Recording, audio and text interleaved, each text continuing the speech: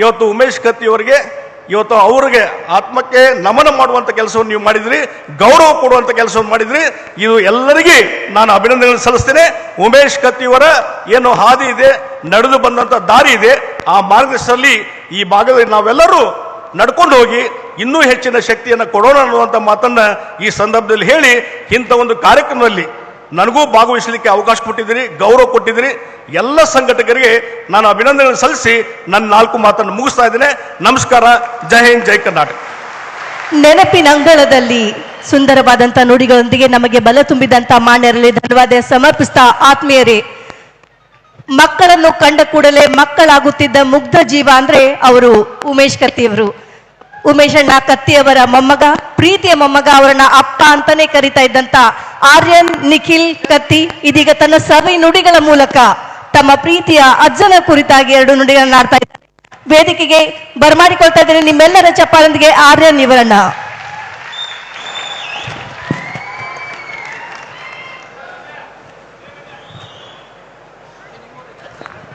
ಎಲ್ಲ ಗುರು ಹಿರಿಯರಿಗೂ ನಮಸ್ಕಾರಗಳು. ನಮ್ಮ ಅಜ್ಜ ಗ್ರಂಥ ಲೋಕಾರ್ಪಣೆ ಕಾರ್ಯಕ್ರಮಕ್ಕೆ ಹಾಜರಿಗಿರುವ ಎಲ್ಲರಿಗೂ ಸ್ವಾಗತ ಕೋರುತ್ತೇನೆ. ನನ್ನ ಅಜ್ಜ ನಮ್ಮ ಮನೆಯ ನಿಜವಾದ ನಾಯಕ. ಅವರು ನಮ್ಮ ಕುಟುಂಬಕ್ಕೆ ಸಂವಿಧಾನ ಬರೆದವರು, ಶಿಸ್ತನ್ನು ನಿಯಮವನ್ನಾಗಿ ಮಾಡಿದ್ದವರು, ಪ್ರೀತಿಯನ್ನು ಧರ್ಮವನ್ನಾಗಿ ಮಾಡಿದ್ದವರು. ಅಜ್ಜನ ಮಾರ್ಗದರ್ಶನವೇ ನಮ್ಮ ಅಭಿವೃದ್ಧಿಯ ಯೋಜನೆ. ಅವರು ನಮ್ಮ ಬದುಕಿನ ಪ್ರಧಾನಮಂತ್ರಿ, ನಮ್ಮ ಹೃದಯದ ರಾಷ್ಟ್ರಪತಿ. ನಮ್ಮ ಅಜ್ಜ ನಾಯಕತ್ವದ ಪಾಠ, ಬದುಕಿನ ಬೆಳಕು. ಎಲ್ಲರಿಗೂ ಧನ್ಯವಾದಗಳು. ಜೈ ಹಿಂದ್, ಜೈ ಕರ್ನಾಟಕ. ವಿ ಮಿಸ್ ಯು ಅಪ್ಪ.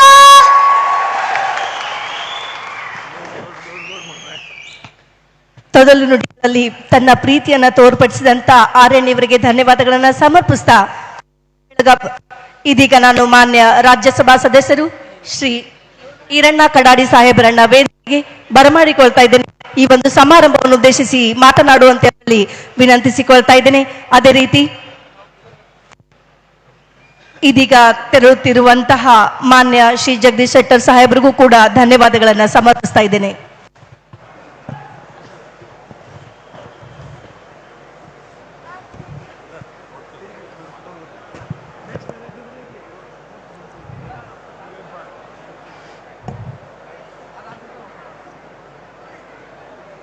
ಉಮೇಶ್ ಕತ್ತಿ ಉತ್ತರ ಕರ್ನಾಟಕದ ಕನಸುಗಾರ. ದಿವಂಗತ ಉಮೇಶಣ್ಣ ಕತ್ತಿಯವರ ಮೇಲೆ ಪ್ರೊಫೆಸರ್ ಮಾಳಿಯವರ ರಚಿಸಿದಂಥ ಈ ಗ್ರಂಥದ ಲೋಕಾರ್ಪಣೆ ಸಮಾರಂಭದಲ್ಲಿ ಪಾವನ ಸಾನ್ನಿಧ್ಯವನ್ನು ಕರುಣಿಸಿರ್ತಕ್ಕಂಥ ಎಲ್ಲ ಪರಮ ಪೂಜ್ಯ ಸ್ವಾಮೀಜಿಯವರಲ್ಲಿ ಭಕ್ತಿಪೂರ್ವಕ ನಮಸ್ಕಾರಗಳನ್ನು ಅರ್ಪಣೆ ಮಾಡ್ತಾ, ಈ ಕಾರ್ಯಕ್ರಮದಲ್ಲಿ ಉಪಸ್ಥಿತರಿದ್ದು ನಮ್ಮನ್ನೆಲ್ಲ ಉದ್ದೇಶಿಸಿ ಈಗ ತಾನೇ ಸಭೆಯಿಂದ ನಿರ್ಗಮಿಸಿರ್ತಕ್ಕಂಥ ರಾಜ್ಯದ ಮಾಜಿ ಮುಖ್ಯಮಂತ್ರಿಗಳು, ಬೆಳಗಾವಿ ಲೋಕಸಭೆಯ ಸದಸ್ಯರಾದ ಸನ್ಮಾನ್ಯ ಜಗದೀಶ್ ಶೆಟ್ಟರ್ ಸಾಹೇಬ್ರೆ, ಈ ಕಾರ್ಯಕ್ರಮದ ಘನ ಅಧ್ಯಕ್ಷತೆಯನ್ನು ವಹಿಸಿರ್ತಕ್ಕಂಥ ಹೆಂಗ ಉಮೇಶ್ ಕತ್ತಿ ಅವರಿಗೆ ಉತ್ತರ ಕರ್ನಾಟಕದ ಕನಸುಗಾರ ಅನ್ನುವಂಥ ಹೆಸರದ, ಹಂಗ ಜಿಲ್ಲೆಯ ಕೆಲಸಗಾರ ಅಂತಕ್ಕಂಥ ಹೆಸರು ಹೊಂದಿರತಕ್ಕಂಥ ಸನ್ಮಾನ್ಯ ಪ್ರಕಾಶ್ ಹುಕ್ಕೇರಿ ಸಾಹೇಬ್ರೆ, ಹಾಗೇ ಈಗ ತಾನೇ ಈ ಸಭೆಯಲ್ಲಿ ಆಗಮಿಸಿದಂಥ ಕರ್ನಾಟಕದ ಹಿಂದೂ ಹೃದಯ ಸಾಮ್ರಾಟ,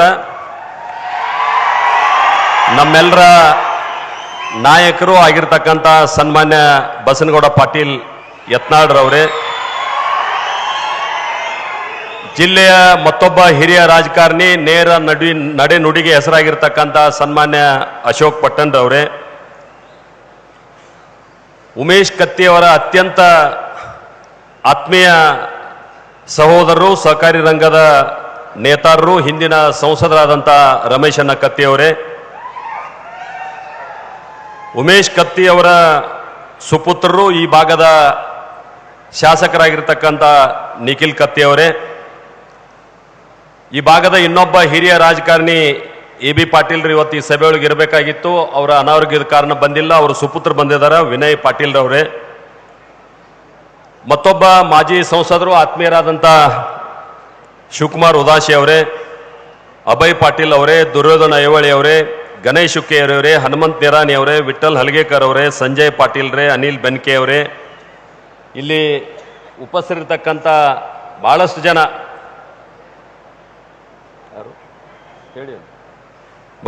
ಉಪಸ್ಥಿತರಿರ್ತಕ್ಕಂಥ ಎಲ್ಲ ಗಣ್ಯಮಾನ್ರೆ ಮತ್ತು ಈ ಪುಸ್ತಕ ಬಿಡುಗಡೆ ಸಮಾರಂಭಕ್ಕೆ ಆಗಮಿಸಿ ಈ ಕಾರ್ಯಕ್ರಮದ ಘನತೆಯನ್ನು ಹೆಚ್ಚು ಮಾಡಿರ್ತಕ್ಕಂಥ ದಿವಂಗತ ಉಮೇಶಣ್ಣ ಕತ್ತಿ ಅವರ ಎಲ್ಲ ಅಭಿಮಾನಿ ಬಂಧುಗಳೇ ಮತ್ತು ಮಾಧ್ಯಮದ ಸ್ನೇಹಿತರೆ, ಬಹುಶಃ ಒಂದು ಅಪೂರ್ವವಾದಂಥ ಕಾರ್ಯಕ್ರಮದಲ್ಲಿ ನಾವು ನೀವೆಲ್ಲ ಸೇರಿದ್ದೀವಿ ಅಂತ ನಾನು ಭಾವಿಸ್ತೇನೆ. ದಿವಂಗತ ಉಮೇಶಣ್ಣ ಕತ್ತಿ ಅವರು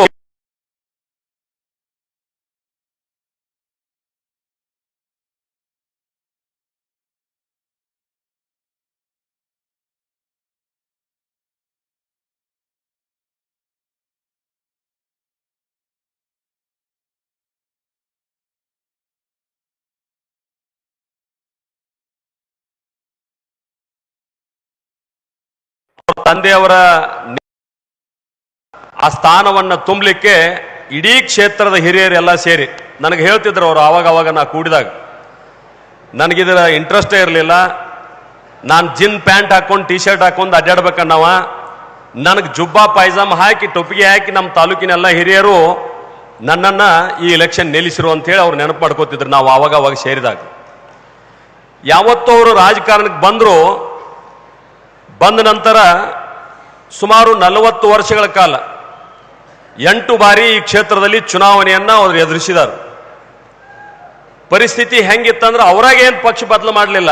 ನಾನು ಅಧ್ಯಯನ ಮಾಡಿದಂಗೆ ರಾಜ್ಯದ ರಾಜಕೀಯ ಬದಲಾವಣೆಯೊಳಗೆ ಅನೇಕ ಘಟನಾವಳಿಗಳು ನಡೆದು ಪಕ್ಷ ಬದಲಾವಣೆ ಮಾಡುವಂಥ ಸಂದರ್ಭ ಬಂತು ಅವರಿಗೆ. ಯಾವ ಜನತಾದಳದಿಂದ ಜನತಾ ಪಕ್ಷದಿಂದ ಅಂತ ಕಾಣಿಸ್ತದೆ. ಮೊದಲನೇ ಚುನಾವಣೆ ಜನತಾ ಪಕ್ಷದಿಂದ ಅವ್ರು ಗೆದ್ದು ಬಂದಿದ್ರು. ಅದಾದ್ಮೇಲೆ ಜನತಾ ಪಕ್ಷ ಹೋಗಿ ಜನತಾ ದಳ ಆಯಿತು, ಅವಾಗೂ ಗೆದ್ದು ಬಂದರು.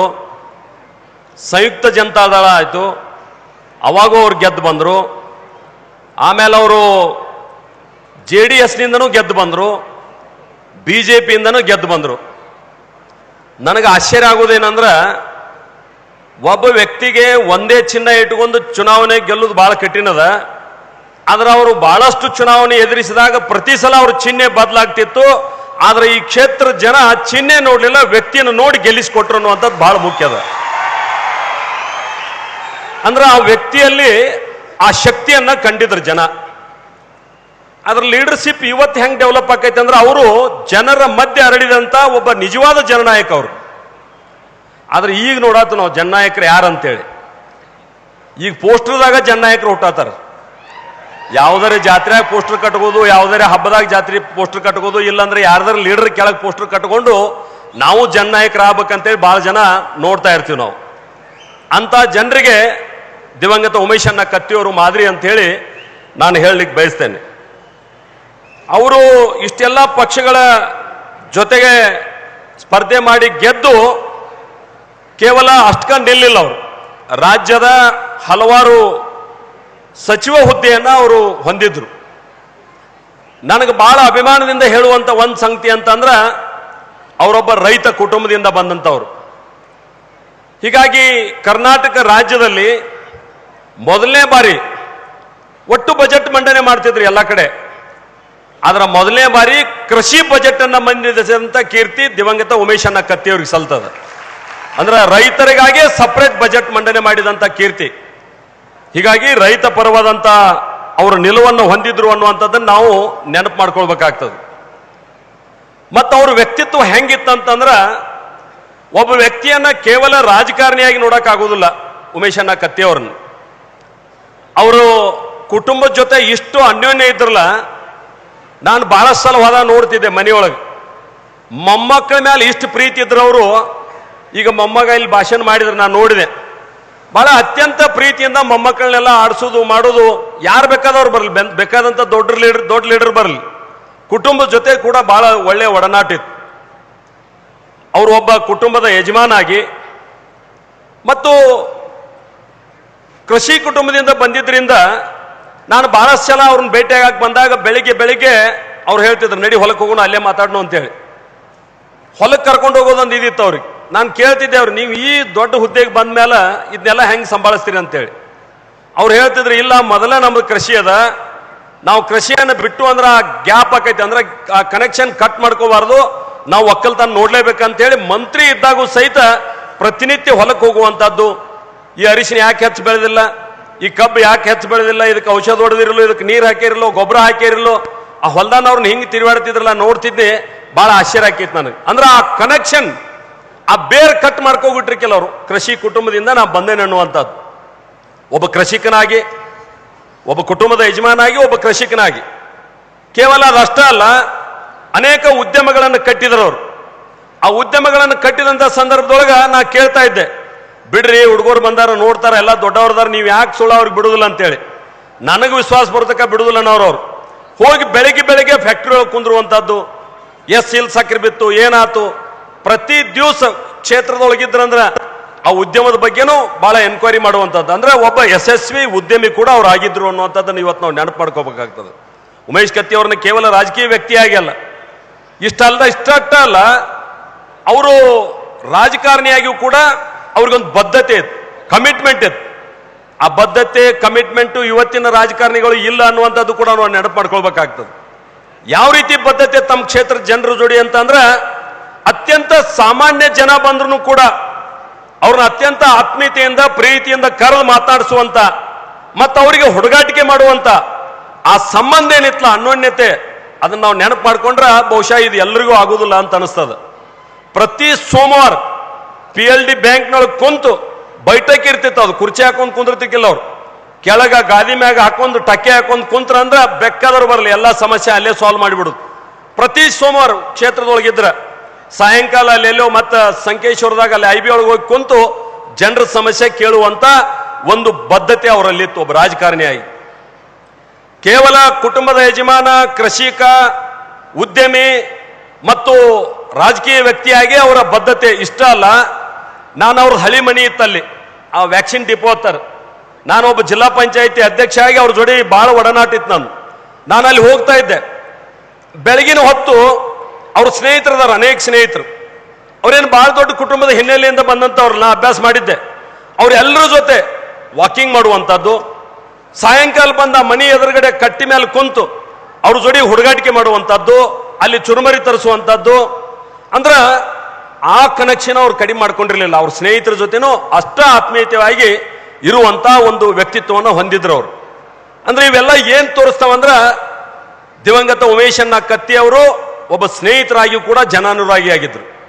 ಕೇವಲ ಇಷ್ಟೇ ಅಲ್ಲ, ಈ ಜಿಲ್ಲೆಯ ಜವಾಬ್ದಾರಿ ಸಿಕ್ಕಾಗ ಅವರು ಜಿಲ್ಲೆಯ ಉಸ್ತುವಾರಿ ಮಂತ್ರಿ ಇದ್ದಂತ ಸಂದರ್ಭದಲ್ಲಿ ತನ್ನ ಜೊತೆ ಇದ್ದವ್ರನ್ನ ಯಾವ ರೀತಿ ಬೆಳೆಸ್ಬೇಕನ್ನುವಂಥದ್ದು ಅವ್ರಿಗೆ ದೂರದೃಷ್ಟಿ ಇತ್ತು. ನಾನು ಕೂಡ ಒಬ್ಬ ಸಾಮಾನ್ಯ ರೈತ ಕುಟುಂಬದಿಂದ ಬಂದಂಥವು ಮತ್ತು ಬಹಳ ಕಠಿಣ ಕ್ಷೇತ್ರದಲ್ಲಿ ಇದ್ದಂಥವ್ರು ನಾವೆಲ್ಲ. ನಮ್ದೆಲ್ಲ ಕೇಂದ್ರಾಡಳಿತ ಪ್ರದೇಶ ಇದ್ದಂಗೆ. ಹೀಗಾಗಿ ಅಲ್ಲಿ ಬಂದು ನನ್ನನ್ನು ಜಿಲ್ಲಾ ಪಂಚಾಯತಿ ಚುನಾವಣೆಗೆ ನಿಲ್ಲಿಸಿ ನನಗೆ ಜಿಲ್ಲಾ ಪಂಚಾಯತಿ ಅಧ್ಯಕ್ಷನ ಮಾಡಿ ಮತ್ತೆ ಎಷ್ಟು ಫ್ರೀ ಹ್ಯಾಂಡ್ ಬಿಟ್ಟಿದ್ರು ಅಂತಂದ್ರೆ, ಜಿಲ್ಲಾ ಪಂಚಾಯತಿ ಒಳಗೆ ನಾವು ಯಾವುದೇ ನಿರ್ಣಯ ತಗೊಂಡ್ರು ಕೂಡ ಅವ್ರು ಯಾವತ್ತೂ ನಾನು ಯಾಕಂತ ಕೇಳಲಿಲ್ಲ. 5 ವರ್ಷಗಳ ಕಾಲ ನಾವು ಯಾರನ್ನ ಜಿಲ್ಲಾ ಪಂಚಾಯತಿ ಅಧ್ಯಕ್ಷ ಮಾಡ್ತು ಅಂತ ಹೇಳಿದ್ರು ಅವ್ರಿಗೆ ಅವಕಾಶ ಕೊಟ್ರು. ಆದ್ರೆ ಹೇಳ್ತಿದ್ರು ಅವ್ರ ಸಲಹೆ, ಇದು ಸರಿಯಾಗೋದಿಲ್ಲ ನೋಡ, ನಾಳೆ ತೊಂದರೆ ಆದಿತ್ತು ಅಂತೇಳಿ. ಅವ್ರ ಮಾತು ಮೀರಿ ಒಂದ್ ಸ್ವಲ್ಪ ತೊಂದರೆನೂ ಆಗಿತ್ತು ನಮ್ಗೊಂದ್ಸಲ. ಆದ್ರೆ ಅವ್ರು ಹೇಳಿದ್ರು ತೊಂದರೆ ಆದ್ರೆ ನನ್ನ ಕಡೆ ಬರುವಂಗಿಲ್ಲ ಅಂತೇಳಿ. ಹೀಗಾಗಿ ಅವರು ಮಾರ್ಗದರ್ಶನನೂ ಮಾಡ್ತಿದ್ರು, ಸ್ವಾತಂತ್ರ್ಯವನ್ನು ಕೊಡ್ತಾ ಇದ್ರು. ಈ ರೀತಿ ತಮ್ಮ ಜೊತೆ ಇರುವಂತವರ ಜೊತೆಗೆ ನೇತೃತ್ವವನ್ನು ಬೆಳೆಸ್ತಕ್ಕಂಥ ಕೆಲಸ ಕೂಡ ಅವ್ರು ಮಾಡಿದ್ರು. ಮತ್ ಕೇವಲ ಅಷ್ಟೇ ಅಲ್ಲ, ಅನೇಕ ಮುಖಂಡರ ಜೊತೆ ಬಹಳ ಒಡನಾಟ ಇತ್ತು ಅವ್ರಿಗೆ.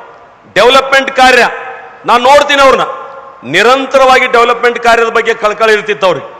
ಈ ರಸ್ತೆ, ನೀರು, ಅದು ಇದು ಬಂದ್ರ ರಮೇಶನ ಕತ್ತಿಗಳವ್ರವ್ರು ಅಲ್ಲಿ ಹೋಗ್ರಿ ಯಾವ್ಯಾವ ನೋಡ್ರಿ ಅಂತೇಳಿ, ಅವ್ರ ಜವಾಬ್ದಾರಿ ಕ್ಷೇತ್ರದ ಡೆವಲಪ್ಮೆಂಟ್ ಅಂತೇಳಿ.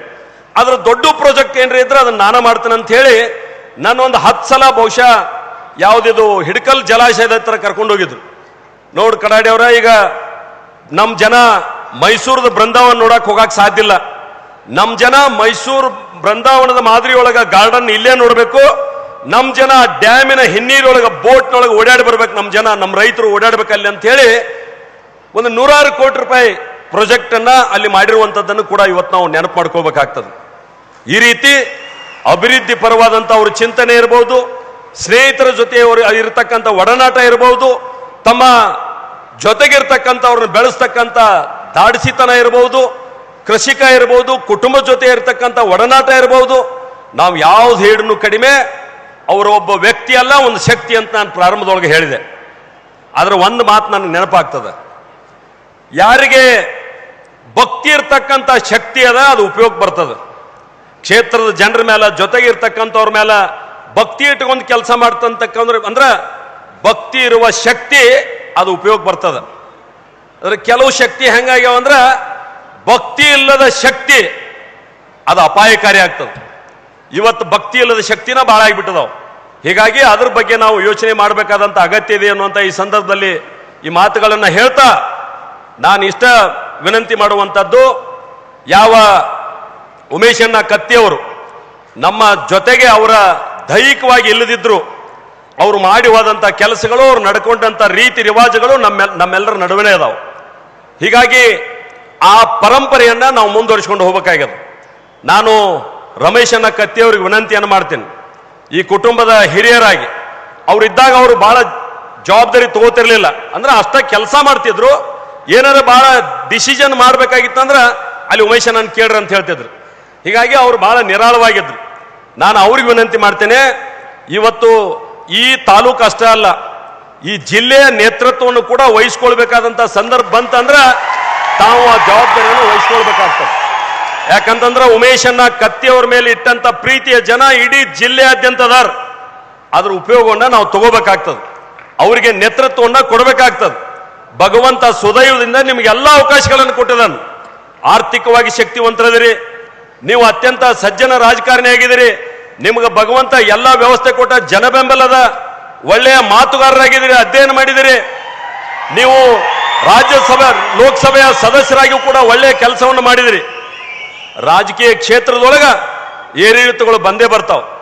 ಆ ಎಲ್ಲ ಏರಿಳಿತಗಳನ್ನ ಮೆಟ್ಟಿ ನಿಂತು ಮತ್ತೊಂದ್ಸಲ ಎದ್ದು ನಿಲ್ತಕ್ಕಂಥ ಕೆಲಸ ನೀವು ಮಾಡ್ಬೇಕಾಗ್ತದೆ ಅಂತಕ್ಕಂಥ ಮಾತನ್ನ ನಾನು ಯಾವತ್ತಂದ್ರ ಉಮೇಶಣ್ಣ ಕತ್ತಿಯವರು ಯಾವತ್ತು ನಮ್ಮನ್ನು ಬಿಟ್ಟು ಹೋದ್ರಲ್ಲ, ನಾನು ಅದೂ ಸಹ ಅವ್ರ ಜೊತೆಗೆ ಗಾಡಿಯೊಳಗೆ ಕುಂತಿದ್ದೆ. ಅವರ ಶವವನ್ನ ಅಂತಿಮ ಯಾತ್ರೆ ನಾವು ತಗೊಂಡು ಹೋಗ್ತಕ್ಕಂಥ ಸಂದರ್ಭದೊಳಗ ನಾನು ಗಾಡಿಯೊಳಗೆ ಕೂತಿದ್ದು. ನಾನು ನೆನಪು ಮಾಡ್ತೀನಿ ಉಮೇಶಣ್ಣ ಅವ್ರಿಗೆ, ರಮೇಶಣ್ಣ ಅವ್ರಿಗೆ ನಾನು ನೆನಪು ಮಾಡಿದೆ. ಅವತ್ತು ನಮ್ಮೆಲ್ರಿಗೂ ಒಬ್ಬ ಮಾರ್ಗದರ್ಶಕ ಇದ್ರು, ಹಿರಿಯನ್ನ ಇದ್ರು. ನಿಮಗಂತೂ ಬಹಳ ಆತ್ಮೀಯವಾಗಿ ನೀವು ನಂಬಿದ್ರಿ, ನೀವು ಅವ್ರ ಮಾತಿಗೆ ಬಹಳ ಕಟ್ಟು ಬೀಳ್ತಿದ್ರಿ. ಆದ್ರ ವಿನಂತಿ ಅದ, ನೀವು ಇನ್ಮೇಲೆ ಬಹಳ ದೊಡ್ಡ ಜವಾಬ್ದಾರಿಯನ್ನು ಹೊರಬೇಕಾಗ್ತದೆ, ಅದಕ್ಕೆ ನೀವು ಸಿದ್ಧರಾಗಿರ್ಬೇಕನ್ನುವಂಥ ಮಾತನ್ನು ಅವತ್ತ ನಾನು ಹೇಳಿದ್ದೆ. ಆದ್ರೆ ಯಾಕೋ ಏನೋ ಗೊತ್ತಿಲ್ಲ, ಸ್ವಲ್ಪ ನಡು ಗ್ಯಾಪ್ ಆಯ್ತು. ಅವ್ರ ಮನಸ್ಸಿಗೆ ಬೇಜಾರು ಮಾಡಿಕೊಂಡು ಯಾವುದೋ ರೀತಿಯಿಂದ ಕುಂತರು. ಆ ಕುಂತಂತ ಸಮಯ ಯಾವ ರೀತಿ ಬದಲಾವಣೆ ಆಯ್ತು ಅನ್ನೋದು ನಮ್ಮ ಕಣ್ಣೆದುರಿಗೆ ಅದ. ಹೀಗಾಗಿ ಇವತ್ತು ಇಡೀ ಜನರ ಕನಸೇನದ, ಉಮೇಶಣ್ಣ ಕತ್ತಿ ಅವ್ರ ಮೇಲೆ ಇಟ್ಟಂತ ಅಭಿಮಾನ ಏನದ, ಅಭಿಮಾನ ಕೇವಲ ಅಭಿಮಾನ ಆಗಿ ಮಾತಿನಲ್ಲೇ ಉಳಿಬಾರದು, ಅದು ಕೃತಿಯೊಳಗೆ ಬರಬೇಕು, ಅದು ಜಿಲ್ಲೆಗೆ ನಿಮ್ಮ ನೇತೃತ್ವ ಬೇಕು ಅನ್ನುವಂತ ಮಾತನ್ನ ಈ ಸಂದರ್ಭದಲ್ಲಿ ಹೇಳಿ, ಉಮೇಶಣ್ಣ ಕತ್ತಿಯವರು ನಮ್ಮ ಮಧ್ಯೆ ಇಲ್ಲದಿದ್ರು ಕೂಡ ಅವರ ಆತ್ಮ ನಮ್ಮನ್ನು ನೋಡ್ತಾ ಇದೆ. ನನ್ನ ಜನ ಏನ್ ಮಾಡ್ತಾ ಇದ್ದಾರೆ ನೋಡ್ತಾ ಇದೆ ಅನ್ನುವಂಥದ್ದನ್ನು ಕೂಡ ಇವತ್ತು ನೆನಪಿಟ್ಟುಕೊಂಡು ಅವರ ಆತ್ಮಕ್ಕ ನಾವು ಶಾಂತಿಯನ್ನ ಕೋರ್ಬೇಕಾದ್ರೆ ಅವರಿಗೆ ನಾವು ಅವರು ಹಾಕಿಕೊಟ್ಟಂತ ಮಾರ್ಗದರ್ಶನದಲ್ಲಿ ನಡೆಯೋಣ ಅಂತಕ್ಕಂಥ ಮಾತನ್ನ ಹೇಳಿ, ಉಮೇಶ್ ನಮ್ಮ ಮಾಳಿಯವರು ಒಂದು ಅತ್ಯುತ್ತಮವಾದಂಥ ಪುಸ್ತಕವನ್ನ ಕಟ್ಟಿಕೊಟ್ಟಿದ್ದಾರೆ. ಉಮೇಶ್ ಕತ್ತಿ ಅವ್ರನ್ನ ಕೇವಲ ಒಂದು ಪುಸ್ತಕದ ಕಟ್ಟಿಕೊಡ್ಲಾರದಂತ ವ್ಯಕ್ತಿತ್ವ ಅವರು.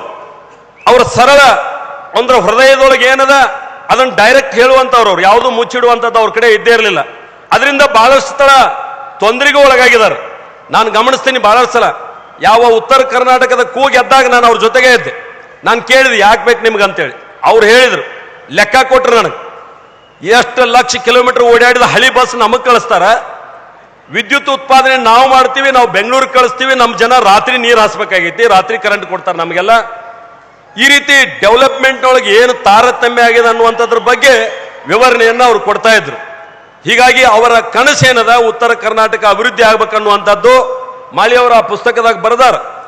ಅವರಿಗೆ ಉತ್ತರ ಕರ್ನಾಟಕವನ್ನು ಒಡಿಬೇಕನ್ನುವಂಥ ಇಚ್ಛೆ ಇಲ್ಲದಿದ್ರು ಕೂಡ ಉತ್ತರ ಕರ್ನಾಟಕ ಡೆವಲಪ್ಮೆಂಟ್ ಹೆಂಗೆ ವಂಚಿತ ಆಗೈತೆ ಅನ್ನೋದು ಸಾತ್ವಿಕ ಸಿಟ್ಟು ಅವರಲ್ಲಿತ್ತು. ಅದರಿಂದ ಆ ಮಾತು ಬರ್ತಿತ್ತು ಅನ್ನುವಂಥದ್ದು. ಅನೇಕ ಹೈಕಮಾಂಡ್ಗಳನ್ನು ಕೂಡ ಎದುರು ಹಾಕುವಂಥ ಸಂದರ್ಭ ಬಂತು ಆವತ್ತಿನ ದಿನದೊಳಗೆ. ನಾನು ಗಮನಿಸಿದ್ದೇನೆ ಅದನ್ನೆಲ್ಲ. ಇವು ಯಾವುದು ಫುಡ್ ಅಂಡ್ ಸಿವಿಲ್ ಸಪ್ಲೈ ಇದ್ದಂಥ ಸಂದರ್ಭದಲ್ಲಿ ಯಾರಿಗೆ ಕಾರದ ಯಾರಿಗೆ ನೌಕರಿ ಮಾಡ್ತಾರ ಅವ್ರಿಗೆ BPL ಕಾರ್ಡ್ ಕೊಡೋದು ಬೇಡ ಅಂತೇಳಿ ಒಂದು ನಿರ್ಣಯ ತಗೊಂಡ್ರು. ಅದಕ್ಕೂ ಸಾಕಷ್ಟು ವಿರೋಧ ಆಯ್ತು. ಅದರ ದಾಡ್ಸಿತನದಿಂದ ನಿರ್ಣಯವನ್ನ ಜಾರಿ ಮಾಡುವಂತ ಅವ್ರ ಕೆಲಸವನ್ನ ಮಾಡಿದ್ರು. ಹೀಗಾಗಿ ಉಮೇಶ್ ಕತ್ತಿ ಅವರು ಏನು ಮಾತಾಡ್ತಿದ್ರು ಅದನ್ನ ಮಾಡ್ತಾ ಇದ್ರು. ಮತ್ತು ಒಳಗೊಂದು ಹೊರಗೊಂದು ಇರಲಿಲ್ಲ ಅವ್ರಿಗೆ. ಆದ್ರೆ ಇವತ್ತು ಒಳಗೊಂದು ಬೇರೆ ಹೊರಗೊಂದು ಬೇರೆನೇ ಆಗಿದೆ ರಾಜಕಾರಣ. ಅವ್ರ ತಲೆಯಾಗ ಹಂಗಿರ್ಲಿಲ್ಲ. ಒಳಗೂ ಅದ ಇತ್ತು, ಹೊರಗೂ ಅದ ಇತ್ತು. ಹೀಗಾಗಿ ಅವ್ರನ್ನ ಕಟ್ಟಿಕೊಡ್ತಕ್ಕಂಥ ಪುಸ್ತಕವನ್ನ ಉತ್ತರ ಕರ್ನಾಟಕದ ಕನಸುಗಾರ ಉಮೇಶ್ ಕತ್ತಿ ಅನ್ನುವಂಥ ಪುಸ್ತಕವನ್ನ ಇವತ್ತೆಲ್ಲರೂ ನಮ್ಮ ಬಿಡುಗಡೆ ಮಾಡಿದಾರ. ಮತ್ತೊಂದು ಸಲ ನಾವು ಅದನ್ನು ಓದುವ ಮೂಲಕ ಮತ್ತು ಆ ವಿಚಾರಗಳನ್ನು ಜಾರಿಗೆ ತರುವ ಮೂಲಕ ಅವರಿಗೆ ನಾವು ನೆಮ್ಮದಿಯನ್ನ ಶಾಂತಿಯನ್ನ ಕೊಡೋಣ ಅಂತಕ್ಕಂಥ ಮಾತನ್ನ ಈ ಸಂದರ್ಭದಲ್ಲಿ ಹೇಳಿ, ನನಗೂ ಕೂಡ ಇಲ್ಲಿ ಕರೆದು 4 ಮಾತುಗಳನ್ನು ಹಂಚಿಕೊಳ್ಳಿಕ್ಕೆ ನಾನು ಇನ್ನೊಂದು ನೆನಪು ಮಾಡ್ಕೋಬೇಕಾಗ್ತದೆ. ನಾನು ರಾಜ್ಯಸಭಾ ಸದಸ್ಯನಾದಂಥ ಸಂದರ್ಭದಲ್ಲಿ ಜಿಲ್ಲೆಯೊಳಗೆ ಬಹಳ ದೊಡ್ಡ ಕಾಂಪಿಟಿಷನ್ ಇತ್ತು. ರಮೇಶನ ಕತ್ತಿ ಅವರು ಟಿಕೆಟ್ ಕೇಳ್ತಾ ಇದ್ರು. ನಮ್ಮ ಜಿಲ್ಲೆಯ ಹಿರಿಯ ನೇತಾರರಾದಂಥ ಪ್ರಭಾಕರ್ ಕೋರೆ ಅವರು ಟಿಕೆಟ್ ಕೇಳ್ತಾ ಇದ್ರು. ಆಕಸ್ಮಿಕ ನನಗೆ ಟಿಕೆಟ್ ಕೊಟ್ಟರು ಪಾರ್ಟಿಯವರು. ನನಗನಿಸ್ತು ನಾನು ಕೇಳೇ ಇರಲಿಲ್ಲ, ನನಗೆ ಕೊಟ್ಟರು, ನಾನು ಅವ್ರ ಜೊತೆಗೆ ಇದ್ದೆ. ಅವ್ರೇನು ತಪ್ಪು ತಿಳ್ಕೊತಾರೆ ಏನೋ, ನಾನೇನೋ ಟಿಕೆಟ್ ಸಲುವಾಗಿ ಲಾಬಿ ಮಾಡಿದ್ದೀನಿ ಅಂತೇಳಿ ತಪ್ಪು ತಿಳ್ಕೊತಾರೇನೋ ಅಂತ ನನ್ನ ಮನುಷ್ಯನ್ಯಾಗ. ಆದ್ರೆ ಉಮೇಶನ ಕತ್ತಿಯವ್ರ ಫೋನ್ ಬಂತು, ರಮೇಶನ ಕತ್ತಿಯವ್ರದ್ದು ಫೋನ್ ಬಂತು. ಕಂಗ್ರಾಚುಲೇಷನ್ ಹೇಳ್ರಿ, ಅಭಿನಂದನೆ ಹೇಳ್ರಿ.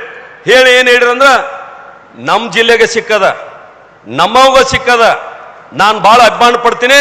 ನಾವು ಬೆಂಗಳೂರಾಗದು, ನಿನಗೆ ಗಾಡಿ ಎಷ್ಟು ಬೇಕು, ಎಷ್ಟು ಜನ ಬರ್ತೀರಿ, ನಾವಿಲ್ಲೆಲ್ಲ ಪೇಪರ್ ಡಾಕ್ಯುಮೆಂಟ್ಸ್ ರೆಡಿ ಮಾಡ್ತೀವಿ, ವಕೀಲರದಾರಂತೇಳಿ ಉಮೇಶನ ರಮೇಶನ ನನ್ನ ಜೋಡಿ ನಿಂತು ನಾಮಿನೇಷನ್ ಕೊಟ್ಟು ನನಗೆ ಬೆನ್ ತಟ್ಟುವಂಥ ಕೆಲಸ ಕೂಡ ಅವತ್ತು ಮಾಡಿದ್ರು ಅನ್ನುವಂಥದ್ದು ಕೂಡ ನಾನು ನೆನಪು ಮಾಡ್ಕೊಳ್ತೀನಿ.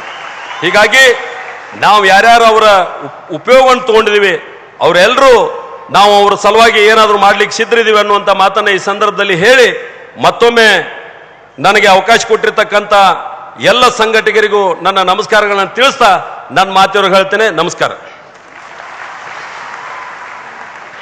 ಮುಖವಾಡವೇ ಇಲ್ಲದ ವ್ಯಕ್ತಿತ್ವಕ್ಕೆ ತೂಕದ ನುಡಿಗಳ ಮೂಲಕ ಗೌರವ ಸಮರ್ಪಿಸಿದಂತ ಮಾನ್ಯರಿಗೆ ಧನ್ಯವಾದ ಸಮರ್ಪಿಸ್ತಾ, ಆತ್ಮೀಯರೇ, ಇದೀಗ ವೇದಿಕೆಗೆ ಆರುಷ್ ಪವನ್ ಕತ್ತಿಯವರನ್ನ ಬರಮಾಡಿಕೊಳ್ತಾ ಇದ್ದೇನೆ.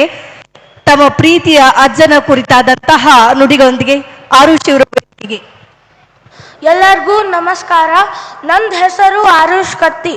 ನಾನು ಇವತ್ತು ನಂದು ಅಜ್ಜ ಬಗ್ಗೆ ಮಾತಾಡತ್ತಿದ್ದೀನಿ. ನನ್ನ ಅಜ್ಜ ಭಾಳ ಚಲೋ ಇದ್ರು. ನಮಗೂ ಎಲ್ಲರಿಗೂ ಸೇಮ್ ಟ್ರೀಟ್ ಮಾಡ್ತಿದ್ರು. ನಮಗೆ ಹೇಳ್ತಿರ್ಕಿಲ್ಲ ನಾವು ಮಿನಿಸ್ಟರ್ ಮಕ್ಕಳಿದ್ದು ಹಾಗೆ ಹಿಂಗೆ ಅಂತ. ಎಲ್ಲರಿಗೂ ಸೇಮ್ ಟ್ರೀಟ್ ಮಾಡ್ತಿರು ಮತ್ತು ಯಾರಿಗೆ ನೋಡ್ತಿರು ಅವ್ರಿಗೂ ಸಿಟ್ಲೆ ಮಾತಾಡ್ತಿರ್ಕಿಲ್ಲ. ಅವ್ರಿಗೆಲ್ಲರಿಗೂ ಪ್ರೀತಿಲೇ ಮಾತಾಡಿಸ್ತಿರು. ನಮ್ಗೆಲ್ಲರಿಗೂ ಈಕ್ವಲ್ ಟ್ರೀಟ್ ಮಾಡ್ತಾರು. ಅವ್ರಿಗತ್ತೆ ನಾನು ದೊಡ್ಡವಾಗಿ ತೋರಿಸ್ತೇನೆ. ಈಗ ನಂದು ಅಜ್ಜ ರಮೇಶ್ ಕತ್ತಿ ಅವ್ರಿಗೆಲ್ಲಾರ್ದು ಪ್ರಾಬ್ಲಮ್ಸ್ ಯಾರು ಸಾಲ್ವ್ ಮಾಡ್ತಾರೋ ಅವ್ರಿಗತ್ತೆ ನಾನು ನಿಮ್ಮ ಎಲ್ಲಾರ್ದು ಪ್ರಾಬ್ಲಮ್ ಸಾಲ್ವ್ ಮಾಡ್ತೇನೆ. ನಿಮ್ಮ ಆಶೀರ್ವಾದ ನಮ್ಮ ಮೇಲೆ ಇರಬೇಕು. ಧನ್ಯವಾದಗಳು. ನಿಜ ಈ ಮಧುರವಾದ ನುಡಿಗಳಿಗೆ ಧನ್ಯವಾದಗಳನ್ನ ಸಮರ್ಪಿಸ್ತಾ ಇದ್ದೇನೆ.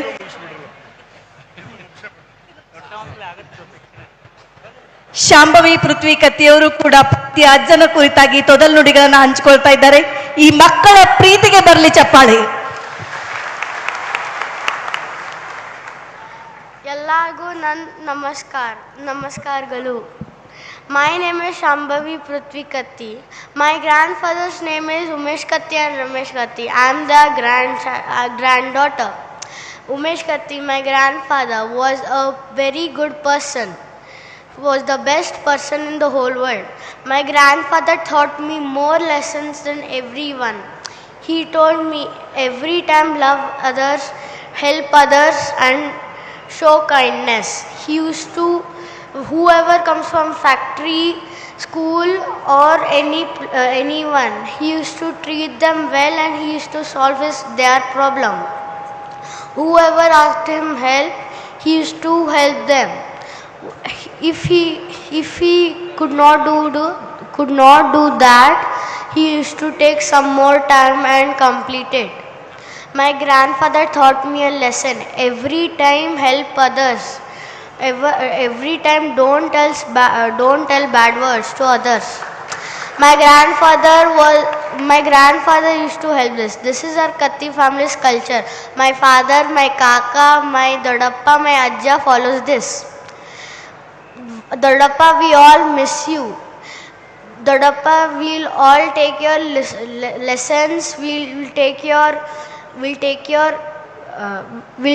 lessons. We'll take your talks, and we'll take your memories in our hearts, and we will walk today and tomorrow like you. Dodappa, we don't know what will we become after we grow up, but I know we will become a good human being like you. Thank you.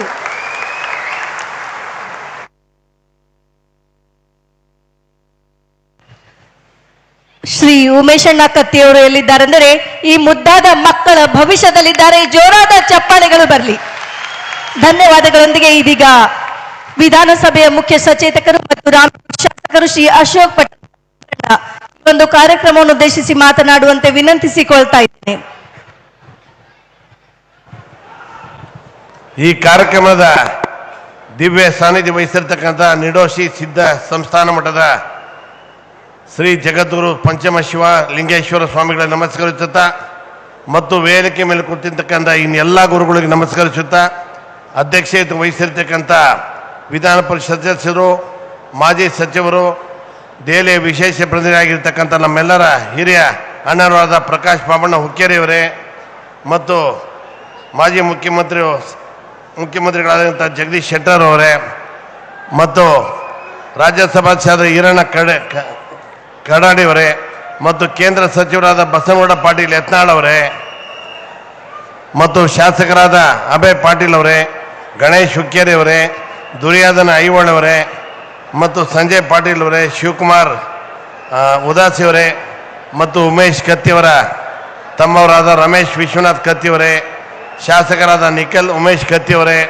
ಮತ್ತು ನೆರೆದಿರ್ತಕ್ಕಂಥ ಅಣ್ಣ ತಮ್ಮಂದಿರೇ ಮತ್ತು ಅಕ್ಕ ತಂಗಿರೇ ಮತ್ತು ಸ್ನೇಹಿತರೆ, ಈ ದಿನ ಈ ಕಾರ್ಯಕ್ರಮ ಇಷ್ಟು ಸೇರಿರೋ ಜನ ನೋಡಿದ್ರೆ ನಮ್ಗೆ ಗೊತ್ತಾಗ್ತದೆ ಅವ್ರು ಎಷ್ಟು ಜನಪ್ರಿಯ ಆಗಿದ್ದರು ಅಂತ ನಮ್ಗೆ ಗೊತ್ತಾಗ್ತದೆ. ಅವರು ಯಾವಾಗಲೂ ಹೇಳ್ತಾ ಇದ್ರು ಉತ್ತರ ಕರ್ನಾಟಕ ಬೇರೆ ರಾಜ್ಯ ಆಗಬೇಕು ಅಂತ ಹೇಳಿ. ಅವ್ರು ಇದ್ದಿದ್ರೆ ಬೇರೆ ರಾಜ್ಯ ಮಾಡಿ ಅವರೇ ಮುಖ್ಯಮಂತ್ರಿ ಆಗ್ತಾ ಇದ್ರು ಅಂತ ಅನಿಸ್ತಾ ಇದೆ ನನಗೆಲ್ಲಾನು. ಈಗ ಅದೇ ರೀತಿ ಹೋರಾಡೋರು ಯಾರೂ ಇಲ್ಲ. ಅವ್ರ ಅಣ್ಣಂದ ಜಾಗನ ಉಮೇಶ್ ಕತ್ತಿಯವರು ಮತ್ತು ಅವ್ರ ಮಗ ನಿಖಿಲ್ ಕತ್ತಿಯವರು ತಗೊಂಡು ಈಗ ಈ ರಾಜ್ಯನ ಈ ನಮ್ಮ ಬೆಳಗಾಂ ಜಿಲ್ಲೆನ ಮುಂದುವರಿಸ್ಬೇಕು, ನಾವೆಲ್ಲ ನಿಮ್ಮ ಜೊತೆ ಇರ್ತೀವಿ ಅಂಥೇಳಿ ಅವ್ರ ಕುಟುಂಬದವ್ರಿಗೂ ಮತ್ತು ಇಲ್ಲಿ ಸೇರಿರ್ತಕ್ಕಂಥ ಜನಗಳಿಗೂ ನಾವು ಧನ್ಯವಾದ ಅರ್ಪಿಸಿ ಎರಡು ಮಾತು ಮುಗಿಸ್ತೀವಿ. ನಮಸ್ಕಾರ. ತಮ್ಮ ಕಿರುನುಡಿಗಳಿಗೆ ಧನ್ಯವಾದಗಳು ಸರ್. ಇದೀಗ ಹಾವೇರಿಯ ಮಾಜಿ ಲೋಕಸಭಾ ಸದಸ್ಯರು ಮಾನ್ಯ ಶ್ರೀ ಶಿವಕುಮಾರ್ ಉದಾಸಿ ಸಾಹೇಬ್ರು ಬೆಳಗಾವಿ ಉತ್ತರ